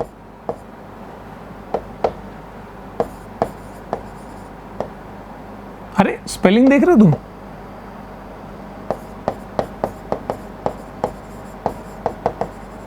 Very very important, A is the proportional limit, ठीक है। क्योंकि पता है इसके बाद क्या होगा? क्या होगा सर? इसके बाद है ना, इसके बाद भी स्ट्रेस बढ़ाने से स्ट्रेन बढ़ेगा, but it is not going to be एकदम लीनियर नहीं रहेगा वो, फिर थोड़ा सा वो ना अजीब सा लीनियर रहेगा। अजीब सा दिख रहा है क्या? थोड़ा सा अजीब सा है, हल्का सा अजीब सा। सो यहां पे एक और पॉइंट आ जाएगा, that is the point B, of course, ठीक है। अब ये था प्रोपोर्शनल लिमिट, है ना। इस वाले को क्या बोलते हैं? This point is called point of elastic limit, ठीक है। This was the point of proportional limit. वैसे बी क्या है? B is the elastic limit. हमने क्या बोला? स्ट्रेस, ये हुक्स लॉ यहाँ फॉलो हो रहा है, ठीक है, हुक्स लॉ यहाँ फॉलो हो रहा है, कंप्लीटली हुक्स लॉ फॉलो हो रहा है एकदम लीनियर वे में, तो वो प्रोपोर्शनल एरिया हो गया। और उसके आगे जो चीज़ है, हमने क्या होता है, हुक्स लॉ कहाँ फॉलो होता है? With in the elastic limit. तो इलास्टिक लिमिट के अंदर यहाँ पे ये फॉलो हो रहा है, लेकिन इलास्टिक लिमिट थोड़ा सा ऊपर और आगे भी। सो इलास्टिक लिमिट हो गया बेटा, पॉइंट ऑफ इलास्टिक लिमिट हो गया, ठीक है। सो प्रोपोर्शनल लिमिट पॉइंट है ये, दिस इज इलास्टिक लिमिट वाला पॉइंट है, ठीक है। अब इसके बाद क्या होगा सर? मतलब हम क्या करते जा रहे हैं? हम धीरे धीरे वजन ऐड करते जा रहे हैं। इसको भूलना नहीं है, सब कहाँ से आ रहे हैं, वहीं से आ रहा है, उसी का ग्राफ बना रहे हैं अपन। सो शुरू में देखा कि भाई एकदम लीनियर लाइन आई, जैसे जैसे बड़ा है वैसे वैसे तुमने मेजर किया और वैसे वैसे तुम ये ग्राफ प्लॉट करते जा रहे हो। What is this? This is stress, बनाया ही नहीं, एंड दिस इज स्ट्रेन, ठीक है। तो जितना जितना तुम लोड बढ़ाते जा रहे हो यहाँ दिख रहा है, और जितना जितना वो एक्सटेंशन होते जा रहा है वो यहाँ पे अपन रिकॉर्ड करते जा रहे हैं। Load load load, extension extension, ठीक है। अच्छा, इसके बाद क्या होता है पता है क्या? इसके बाद ये थोड़ा सा ना ऐसे होता है, मतलब इसके बाद एक ऐसा पॉइंट सी आएगा, देयर कम्स अ पॉइंट सी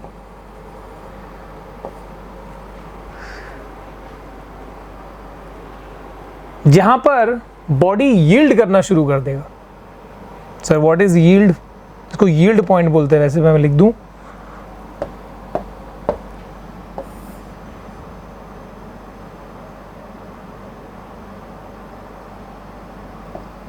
सही है।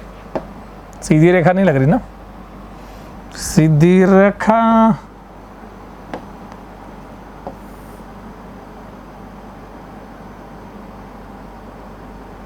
ठीक है। सो इसको बोलते हैं यील्ड स्ट्रेंथ। यहां करस्पॉन्डिंग जो सी डैश है, मान लो ये, तो ओ सी डैश, ये जो स्ट्रेस की वैल्यू है, this is called yield strength. क्यों बोलते हैं बता रहा हूं मैं, ठीक है। And C is called yield point. मतलब यहां पे ना अब वो थोड़ा अपने हाथ खड़े कर रहा है कि भाई मैं इलास्टिक नहीं हूँ, भाई मेरे अंदर भी प्लास्टिसिटी आ जाएगी ऐसे करेगा तो दिस इज़ दैट पॉइंट। क्योंकि अब सी वाली पॉइंट पे अगर तुमने देखो ए पे छोड़ा होता, मतलब इधर से अगर अनलोड किया होता तो बराबर ये अपने ओरिजिनल डायमेंशन पे आ गया होता। चलो इलास्टिक लिमिट तक भी क्या, बी तक भी अगर तुमने वजन बढ़ाया ठीक है, अगर तुमने अनलोड किया तो बराबर वो बी ए ओ है ना ओरिजिनल पाथ फॉलो कर लेगा और अपने पुराने डायमेंशन पे आ जाएगा। मतलब तुम यहाँ तक भी अनलोड करते बात ठीक थी। अब सी वाली पॉइंट पे आ गए हो, यहाँ पे जब तुम अनलोड करोगे तो अब जो है उसके अंदर यील्ड हो चुका है, यानी कि अब उसमें वो जो झुकना था वो झुक चुका भैया, वो जो वायर है अब वो ना होने का। अब यहाँ पे अगर तुम वेट कम भी करते हो, वेट ज़ीरो भी कर देते हो, तो वो ना एक पुरानी पाथ फॉलो नहीं करेगा, इट विल कम और वो इस ओ डैश पे, मतलब इतना जो स्ट्रेन है वो परमानेंट है।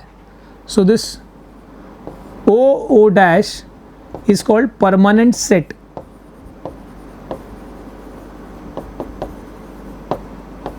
ठीक है, या परमानेंट उतना एक्सटेंशन हो गया। ठीक है, तो ये क्यों हुआ? क्योंकि यहाँ पर अब वो प्लास्टिक नेचर दिखाना शुरू कर दिया उसने।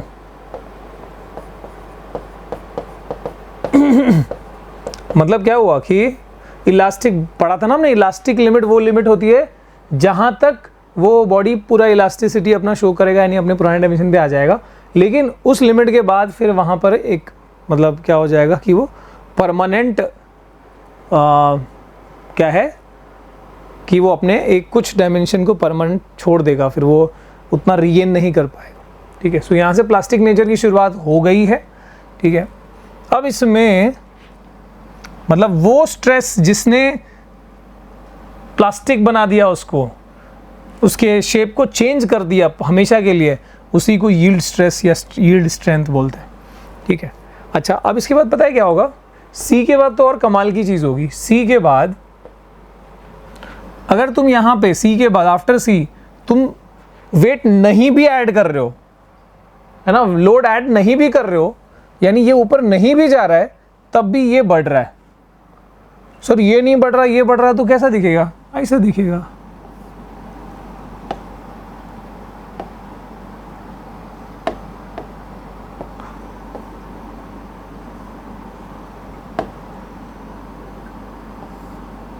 समझे क्या?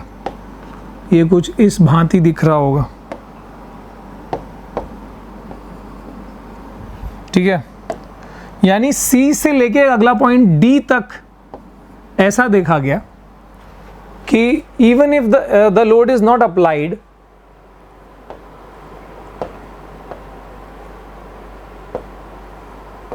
यहां पे क्या देखा जा रहा है? Without increasing stress the strain is increasing.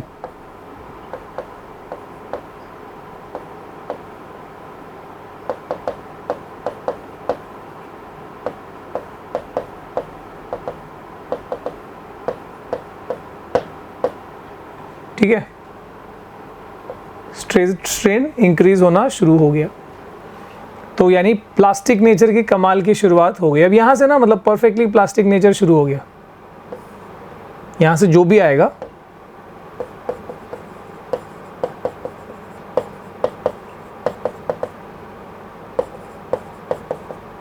क्योंकि अब पता है क्या होगा, यहाँ तक तो चलो डी तक ऐसे देखा गया कि ठीक है, तुम वजन नहीं भी बढ़ा रहे हो तब भी वो एलोंगेट करता जा रहा है, अपने आप स्ट्रेच होता जा रहा है। अब पता है धीरे धीरे यहाँ पे क्या होना शुरू हो जाता है, अब वो जो वायर है या जो भी चीज़ तुमने लिया है, मान लो स्टील वायर लिया है, जो भी कुछ है, उसमें ना इस तरह के ऐसे कंस्ट्रिक्शंस आना शुरू हो जाएंगे। ठीक है, ऐसा कुछ कंस्ट्रिक्शन टाइप का, जहाँ जहाँ वीक पॉइंट्स होंगे वहाँ पे ऐसे वो जो भी उसकी कमज़ोरियाँ हैं वो दिखना शुरू हो जाएंगी। इतना तुमने ताकत लगा दिया है कि अब उसके कंस्ट्रक्शंस नेक एंड वेस्ट, ठीक है, ये वेस्ट है, ये नेक है, ये दिखना ऐसे शुरू हो गए। ठीक है, नाउ व्हाट हैपेंस सर, इसके बाद क्या होगा? और अगर हम आगे बढ़ाएं तो डी वाली पॉइंट के आगे हम अगर और स्ट्रेस और थोड़ा लोड बढ़ा दें, थोड़ा और चेक करने की कोशिश करें कि अब क्या हो रहा है। सो अगर यहाँ पे हमने वो चीज़ करी, वैसे भी ये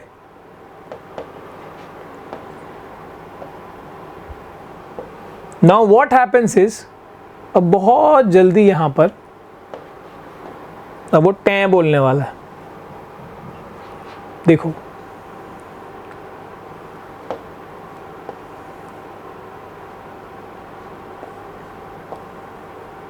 एक पॉइंट ई आया, अब ई वाली पॉइंट के बाद पता है क्या होगा, ये बहुत ज्यादा लंबा बना दिया मैंने,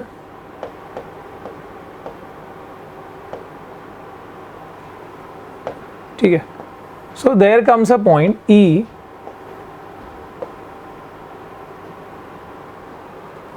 मतलब एक्चुअली ऐसा होगा यहाँ पे, क्यों, वो देखो, अरे देख रहे हो, देख रहा है विनोद, विनोदवा, रे विनोदवा।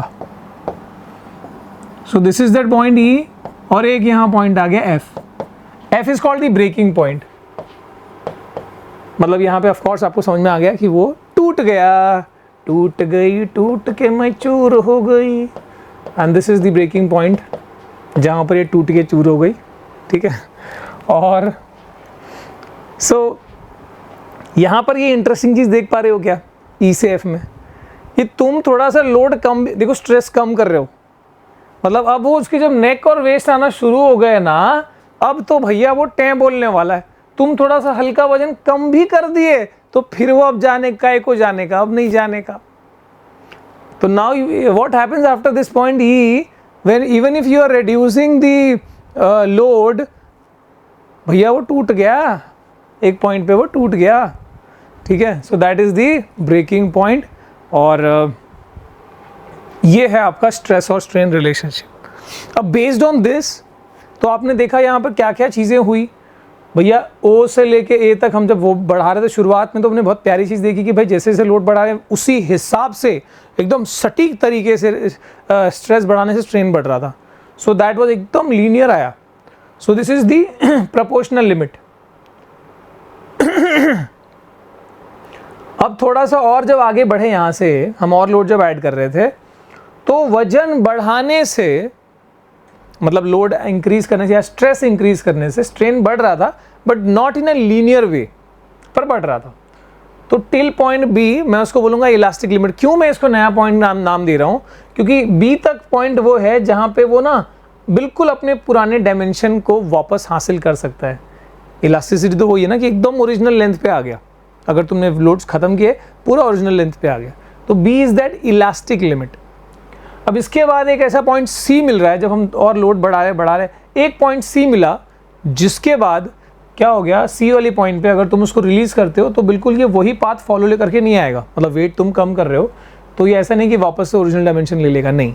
नाउ एक वो भले ही लेंथ छोटा होगा लेकिन थोड़ा सा एक्सटेंशन फिक्स हो जाएगा, and this is that permanent set. इतना स्ट्रेन जो है वो सेट हो गया, उतना वहाँ पर फिक्स हो गया।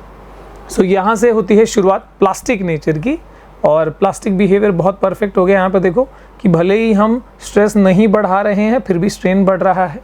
थोड़ा सा हिम्मत करके हमने क्या करा कि भाई ठीक है और थोड़ा हल्का ऐड किया वेट, पर यहाँ पे अब ऑलरेडी उसको उसके कंस्ट्रिक्शंस और उसके नेक वेट्स दिखना शुरू हो गए, and at a point there comes, मतलब एक ऐसा पॉइंट ई आता है जिसके बाद तुम अनलोड भी कर रहे हो, थोड़ा सा अनलोड भी किया, तब भी उसका ब्रेकिंग निश्चित है, उसका ब्रेक निश्चित है। So that F is a breaking point, ठीक है। तो ये रही कहानी। अब इसके बेसिस पे ये जो मटेरियल है, ऐसा 3 टाइप हम डिफाइन कर सकते हैं, या 3 तरह के मटेरियल को हम डिफाइन कर सकते हैं बेस्ड ऑन दिस इलास्टिसिटी का कॉन्सेप्ट। एक होगा डक्टाइल, एक होगा ब्रिटल, और एक होगा इलास्टोमर। तो डक्टाइल क्या होता है, ब्रिटल क्या होता है, इलास्टोमर क्या होता है? Classification of material based on the stress strain curve, ठीक है। स्ट्रेस स्ट्रेन कर्व के बेसिस पे हम यहाँ पर मटेरियल को क्लासिफाई कर रहे हैं, ठीक है। First one is ductile, second one is ये डक्टाइल सब्सटेंस,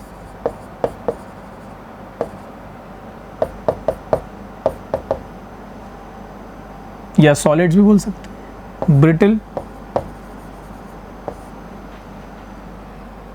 दूसरा है, नेक्स्ट है, थर्ड है इलास्टोमर।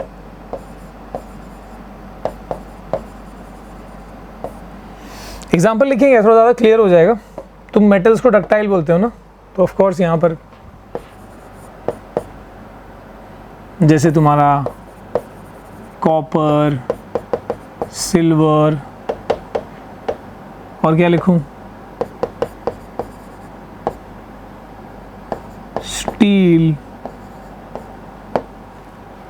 ये डक्टाइल की कैटेगरी में आता है। और ऑफ कोर्स इससे हम क्या कर सकते हैं भैया, इससे हम स्प्रिंग बना सकते हैं, इससे हम शीट बना सकते हैं। यू कैन मेक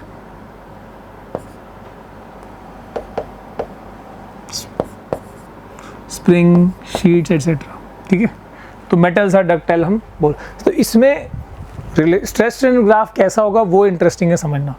ठीक है, और इसके पहले एग्जांपल लिख दें भैया। ब्रिटल का एग्जांपल में आपका ग्लास आ गया, ठीक है, कास्ट आयरन आ गया।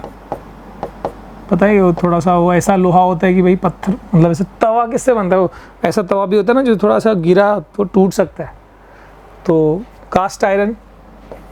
और अगला जो है इलास्टोमर में रबर आ गया। बहुत ही मतलब तुमने आज तक जो इलास्टिक समझा था वो इलास्टोमर था, रबर हो गया। हमारी जो ब्लड वेसल्स होती हैं जैसे एओर्टा या वॉल्स ऑफ एओर्टा, काफ़ी इलास्टिक होती है। एओर्टा पता है ना कौन सा ब्लड वेसल है, जहाँ से हार्ट से जो ब्लड निकलता है, जिस मेन पाइप से पूरी बॉडी में जाने के लिए oxygenation blood, so that blood vessel is called aorta. Arteries का सबसे बड़ा रूप आप कह सकते हो, तो वो भी काफ़ी इलास्टिक होता है। ठीक है, मतलब इलास्टिक मतलब अब कॉमन भाषा में तुम जिसको इलास्टिक समझते हो। ठीक है, मतलब ऐसा है ना, तो रबर या रबर बैंड, इलास्टोमर्स। ठीक है, अब इनका पता है क्या होता है, इनका अगर मैं ग्राफ बनाऊं ना, सो बनाओ ना सर, अरे बनाओ ना सर। ठीक है, भूल गया सब कुछ, याद नहीं अब कुछ, बस यही बात न भूली, आया जूली है, जूली कौन है। तो ये कॉपी पेस्ट मार दे, थोड़ा छोटा कर दे। छोटे छोटे बच्चे होते हैं, कितने नन्हे बच्चे होते हैं, ला ला ला ला ला ला। ठीक है, तो इलास्टोमर में ना ये ऐसे होता है भाई, इलास्टोमर में ये ऐसे होता है, मतलब ये रहा इसका breaking point.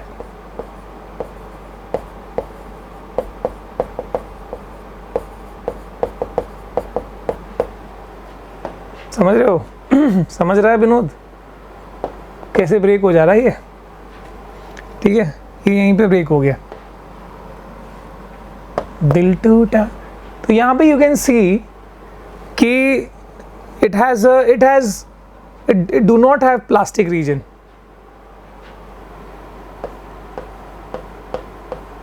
do not have negligible plastic region.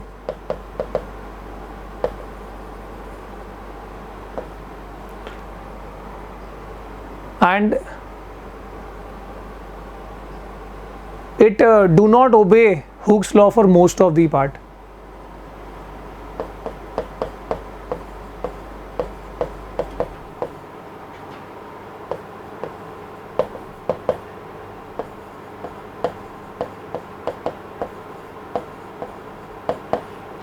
मतलब तुम देख पा रहे हो कि थोड़ा सा स्ट्रेस भी ज़्यादा स्ट्रेन ला रहा है। थोड़ा सा फोर्स लगाते हो फट से, वो इलास्टिक है ही ना, थोड़ा सा फोर्स लगा रहे हो एकदम ज़बरदस्त हो रहा है। तुमको लग रहा है यार यही इलास्टिक है, मैं बोलता हूँ स्टील ज़्यादा इलास्टिक है। इलास्टिसिटी का डेफिनेशन वाई के हिसाब से डिफाइन होता है, यंग्स मॉडुलस। ठीक है, ये तो इलास्टोमर की कैटेगरी आ गई, जो हुक्स लॉ ढंग की फॉलो भी नहीं करती। यहाँ पर थोड़ा सा स्ट्रेस, ज़्यादा स्ट्रेन, तुमको लग रहा है वाह वाह वाह, यही तो इलास्टिसिटी है। ठीक है, सो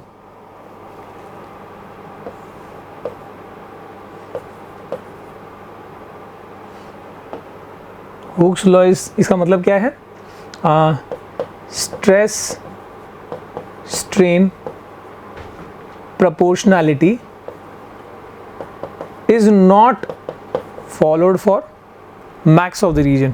ठीक है, अब इसके बाद बात करते हैं अपन किसकी, आपको पता है ना इसमें स्ट्रेस किधर है, स्ट्रेन किधर है। This is stress and this is strain. भैया ऐसे बोलना नहीं है,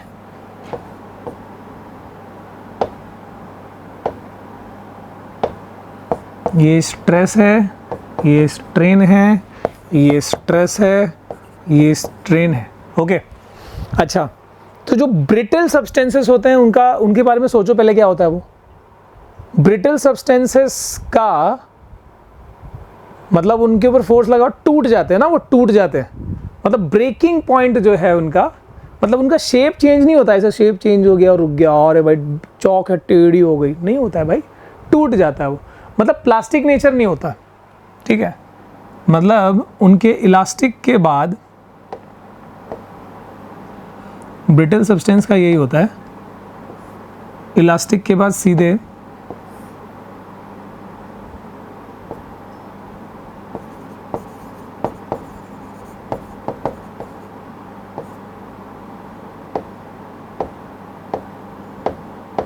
दे do not have plastic region, ये कह सकते हो आप।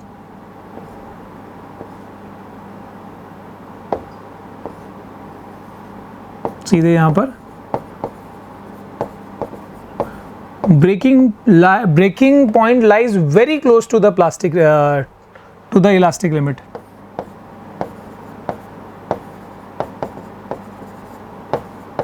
Point lies very close to elastic limit।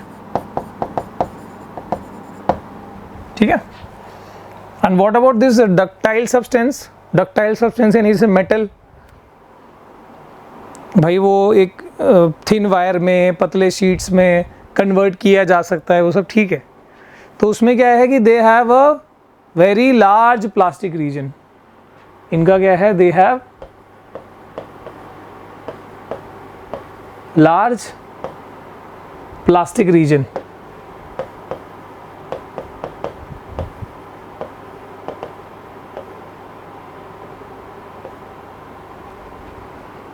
ठीक है, मतलब ये कि भाई ठीक है, अगर ये इतना हद तक इलास्टिक हैं तो उसके बाद में कमाल के प्लास्टिक है भैया ये।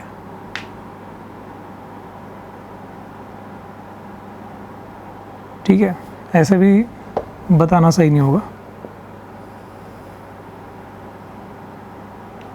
ला ला ला ला ला, हो सकता है कहीं वहाँ जाके वो, मतलब बहुत बड़ा प्लास्टिक रीजन होता है।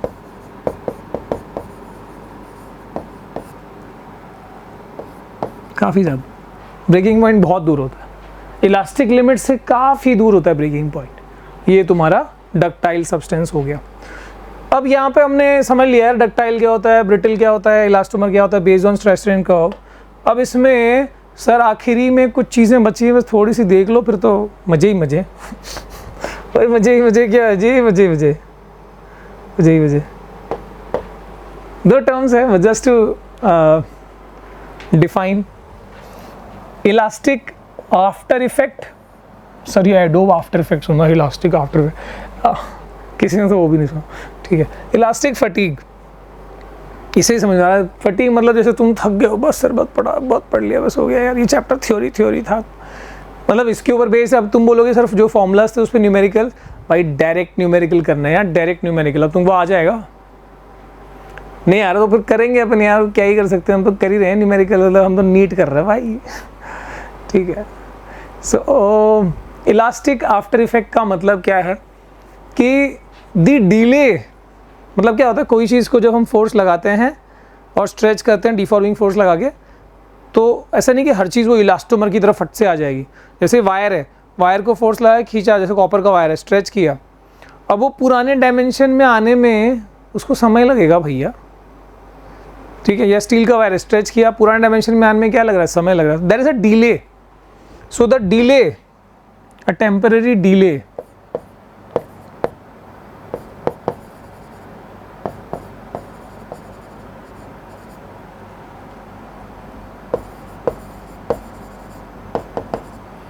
in regaining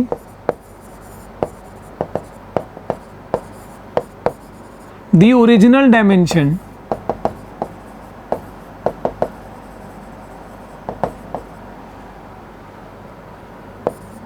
by a body upon removal of external deforming force। तो इसे डिले को क्या बोलते हैं?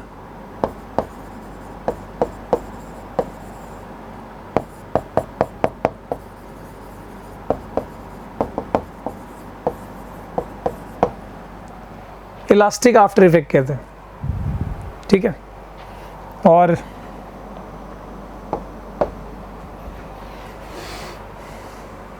मैं सवाल पूछूंगा, जवाब तुमको कमेंट में देना है। स्टील और कॉपर में, स्टील और कॉपर में इलास्टिक आफ्टर इफेक्ट ज़्यादा किसका होगा और क्यों? थोड़ा सोच के, ठीक है, कमेंट में बताना। और जिनको आंसर नहीं आ रहा वो कमेंट में देख लेना, क्योंकि आंसर नहीं आ रहा सा हो ही नहीं सकता ना यार। इंटरनेट के ज़माने में इंटरनेट से पढ़ रहे हो, इंटरनेट में पूछ रहे हो कि इसका आंसर क्या होगा, कैसे चलता है यार। इलास्टिक फटीग, इलास्टिक फटीग यानी क्या है? थकान भाई, जैसे वो रबर ही होता है, अरे जो चड्डी होती है, पैंट होता है, निक्कर होती, क्या बोलते हैं उसका, जो भी यार बॉक्सर, उसका अगर इलास्टिक की बात करें उसके, तो बहुत ज़्यादा बार उसको यूज़ करने से, रिपीटेटिव उसको स्ट्रेच करने से या स्ट्रेस लगाने से, रिपीटेटिव अल्टरनेटिंग स्ट्रेस लगाने से वो क्या हो जाता है, उसमें एक उसकी इलास्टिसिटी लूज हो जाती है, ठीक है। सो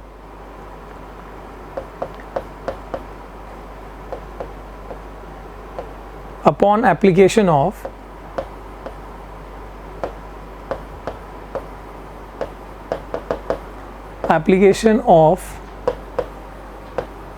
repetitive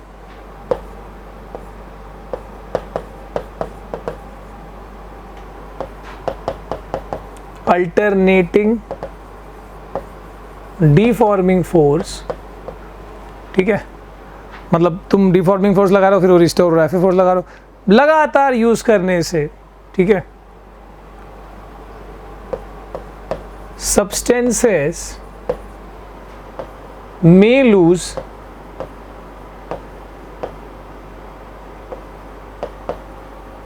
their original या may lose their elasticity या elastic nature. This is termed as elastic fatigue.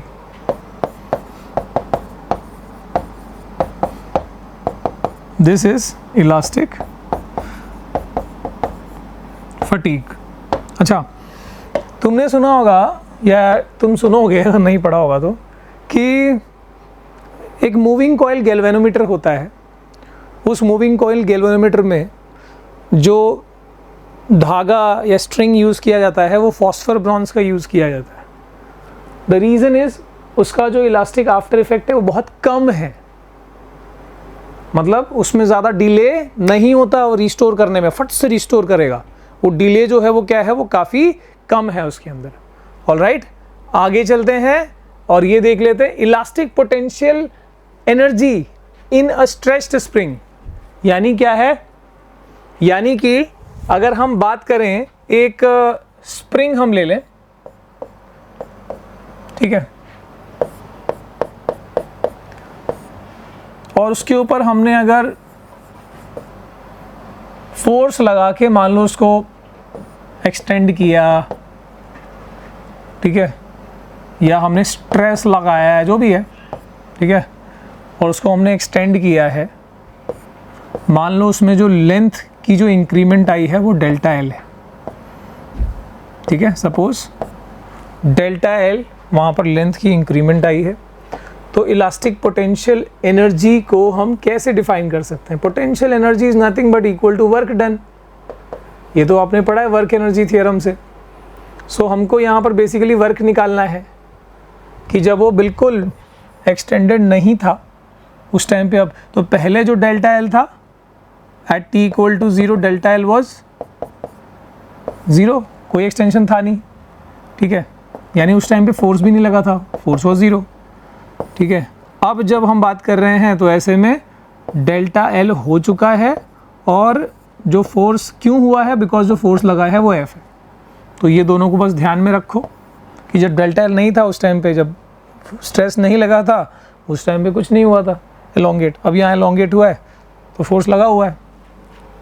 So work क्या होता है sir? Work is equal to force into displacement, average force into displacement. कितना डिस्प्लेस हुआ है? Delta L. Sir average force कितना होगा? तो पहले फोर्स 0 था, फिर फोर्स एफ है, दोनों का अगर एवरेज निकालोगे तो वही एवरेज फोर्स है, is equal to 0 plus F by 2। सही है, यानी एवरेज फोर्स की वैल्यू कितनी आ गई? Force by 2। डाल दो उठा के यहाँ उसको। So this is F by, therefore potential energy is equal to F by 2 into delta L. सही है सर? कमाल है सर, कमाल है। अब बताओ कि चैप्टर में कैसे इसको ले आएंगे?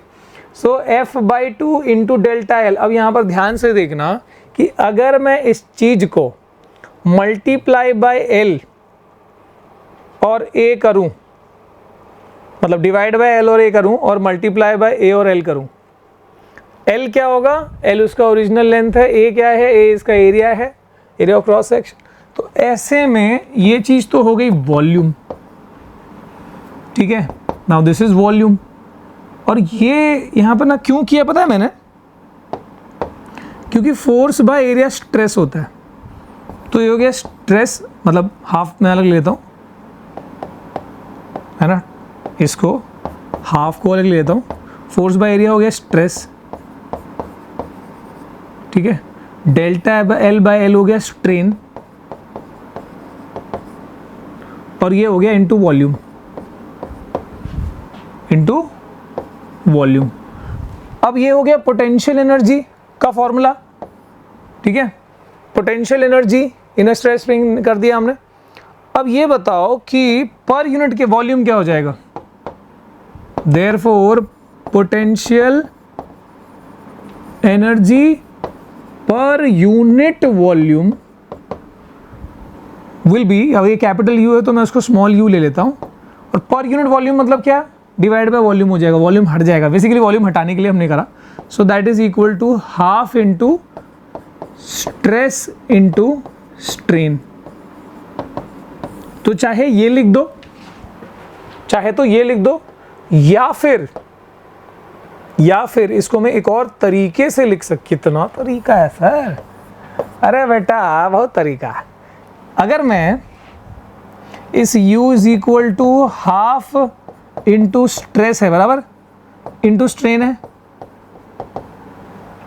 अगर मैं इधर डिवाइड बाय स्ट्रेन कर दूं तो मल्टीप्लाई भी स्ट्रेन से करना पड़ेगा, ठीक है। स्ट्रेस बाय स्ट्रेन क्या होता है? यंग्स मॉडुलस होगा इस केस में।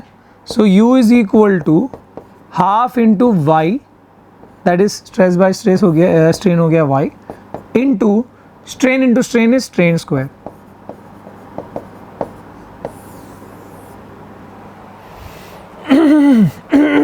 समझ रहे हो?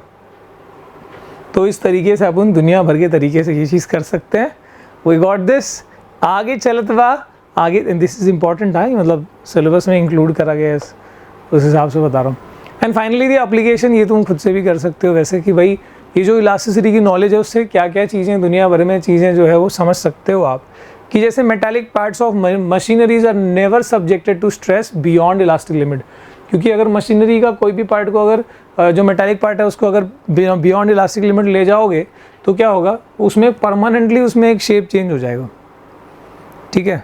सो वो चीज़ नहीं करनी होती। जैसे फॉर एग्जांपल मैं अभी जिस दरवाजे, वहाँ पे एक दरवाज़ा डोर लगा हुआ है, उसमें लॉक तो लगाते हैं हम, और उसको खींच के ना वो बेंड हो गया ऐसा, ठीक है, तो वो इलास्टिक लिमिट पार करा दिया गया उसका। इसके बाद क्रेन्स के जो रस्सी होती है, क्रेन जो वजन उठाने ये वो करने के लिए होता है, उसकी रस्सी को मतलब उसका सेफ्टी फैक्टर भी वहाँ पर कंसीडर करना ज़रूरी होता है, ठीक है। मान लो कि अगर 10,000 किलो का अगर लोड उठाना है तो उसको सेफ्टी फैक्टर 10 दिया जाता है, मतलब 10⁵ किलो के हिसाब से उसके रस्सी को तैयार किया जाता है। जैसे लिफ्ट में, हम जिस लिफ्ट में आते जाते हैं उसमें भी रस्सी लगी होती है, ऑब्वियसली मेटल की रस्सी होती है, ठीक है, तो वो भी उसी हिसाब से रहता है कि भाई 6 जन के वजन के हिसाब से दिया है, वो वजन भी उसमें थोड़ा सेफ्टी फैक्टर भी वहाँ पर ऐड किया जाता है ताकि भाई थोड़ा वजन ज़्यादा हो, 10 लोग आ जाएं कभी लिफ्ट का, ऐसा कुछ इमरजेंसी का टाइप का लोग हो या सब बेसब्र टाइप के लोग हों, तो ऐसे केसेस में क्या होना चाहिए, वो उतना वो बेयर करना चाहिए। अच्छा, अब ये क्रेन वाले में भी ना कैलकुलेशन तुमको टेक्स्ट बुक में दिया हुआ है कि भाई अगर हम एक हिसाब लगाएं इस वाले के हिसाब से तो 1.03 सेंटीमीटर माने लगभग 1 सेंटीमीटर की रेडियस होनी चाहिए उस क्रेन के वायर की। मेटल का वायर, स्टील का वायर है, और उसका जो थिकनेस है वो कितना हो जाएगा, रेडियस अगर 1 सेंटीमीटर, थिकनेस भाई 2 सेंटीमीटर हो गया, इतना थिकनेस का वायर होगा भैया वो। अब ये बताओ स्टील का वायर इतना थिकनेस का होगा तो वो वायर थोड़ी, वो तो रॉड बन जाएगा, वो तो मूव भी नहीं करेगा, बेंड भी नहीं करेगा, ठीक है। तो इसीलिए उसको एक सिंगल रॉड नहीं लिया जाता, that will be called rod, single rod नहीं लिया जाता, उसको पतले पतले फाइबर स्टील के थिन वायर्स को आपस में ब्रेड करके, यानी कि रस्सी जैसे बनाया जाता ताकि वो बेंड भी हो सके, ठीक है। क्या लॉजिक है, जैसे ब्रेक, साइकिल की ब्रेक्स भी देखी होगी तुमने कि वो रस्सी जैसे बनाया हुआ था, ठीक है। इसके बाद में जो ब्रिज की डिज़ाइन होती है उसमें भी आई शेप के गर्डर्स यूज़ किए जाते हैं। ब्रिज का जो बीम होता है उसको बनाने के लिए उसके नीचे जो गर्डर लगते हैं वो ऐसे आई शेप के गर्डर्स यूज़ किए जाते हैं, और उसका भी रीज़न इलास्टिसिटी से ही जुड़ा हुआ है, डेप्थ नहीं जानी हमको, ठीक है। मैक्सिमम हाइट ऑफ हिमालय, यानी कि कोई भी अर्थ पे कोई भी माउंटेन या हाईएस्ट पीक जो हो सकती थी उसकी मैक्सिमम हाइट क्या हो सकती है, अगर कैलकुलेशन में जाओगे अर्थ की डेंसिटी, अर्थ का जो मटेरियल है उसकी इलास्टिसिटी को कैलकुलेट करोगे तो कितनी हाइट तक वो स्टेबिलिटी देगा, सो दैट इज़ 10⁴ मीटर, यानी कितना, 10 किलोमीटर से ज़्यादा बड़ा हो ही नहीं सकता पहाड़, और 8.8 है मेरे ख्याल से हिमालय, लेस देन दिस, ठीक है। तो it is because of elasticity of material of the earth, है ना, मिट्टी विट्टी जो भी है। अच्छा, hollow shaft is more stronger than a solid shaft, मतलब एक रॉड समझ लो जो अंदर से खोखली है और एक रॉड उतनी चौड़ी है लेकिन अंदर से पूरी वो मेटल से बनी हुई है। सपोज ये स्टील का रॉड ऐसा है और ये वाला पूरा भरा हुआ है, ठीक है, दिखने में तो लगेगा ये ज़्यादा मजबूत है, पूरा स्टील से बना हुआ है, वेट भी ज़्यादा है इसका, पर दिस इज़ मोर स्ट्रॉन्गर। इसकी भी कैलकुलेशन है थोड़ी सी, मतलब इसको बेंड करने जाओगे दोनों में तो वो टॉर्क एंड ऑल का कैलकुलेशन है, ठीक है, लेकिन हमको उसमें जाना नहीं है। तो फिलहाल ये समझो दिस इज़ बिकॉज कि ये जो चीज़ है ना इसको ट्विस्ट करना विल बी डिफ़िकल्ट, एंड इसको तो ये पता है इलेक्ट्रिसिटी के पोल्स बने हैं वो भी ये रीज़न है कि भाई वो हॉलो क्यों बने होते हैं, रीज़न इज़ कि वो स्ट्रॉन्ग होता है, ठीक है, कंपेयर टू सॉलिड वन। तो यहाँ पर होता है चैप्टर ख़त्म। आई होप कि तुमको ये चैप्टर आसान लगा होगा, यार है आसान, बस न्यूमेरिकल करोगे तुम लगा यार कुछ नहीं था इसमें। मिलते हैं अगली वीडियो में, टिल देन बाय बाय, जय हिंद।